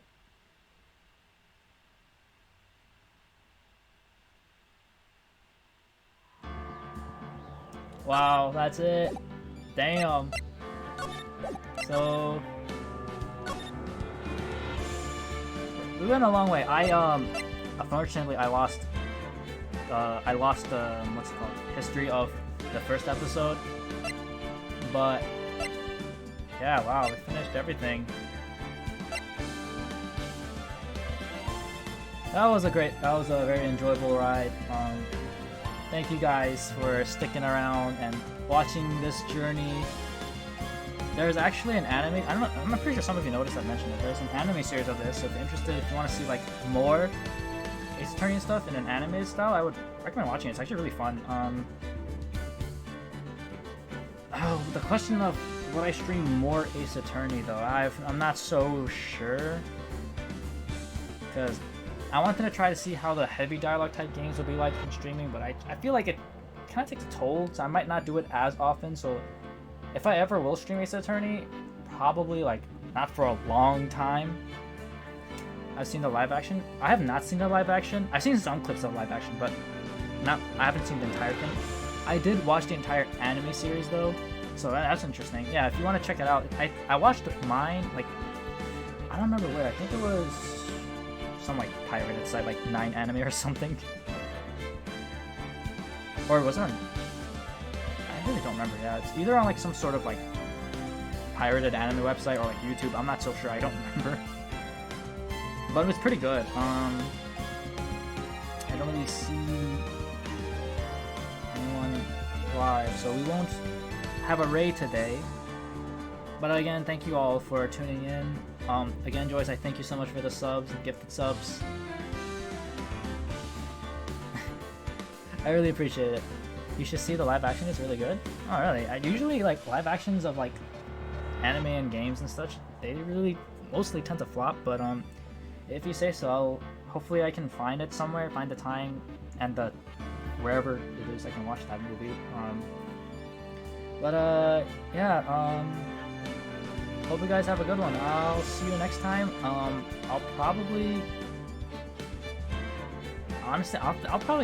surprise you guys. I'll think of what to stream next week. Definitely Legends Arceus, of course, because we still have the post game, and then we'll come back to Danganronpa. So hope you look forward to that. Thanks for the stream. Yeah, thank you guys for tuning in. I really appreciate it. I can say like a bunch of times, I really do. Hope you guys have a good one. I'll see you guys next time. The stream and yeah. See you guys next time. Bye bye.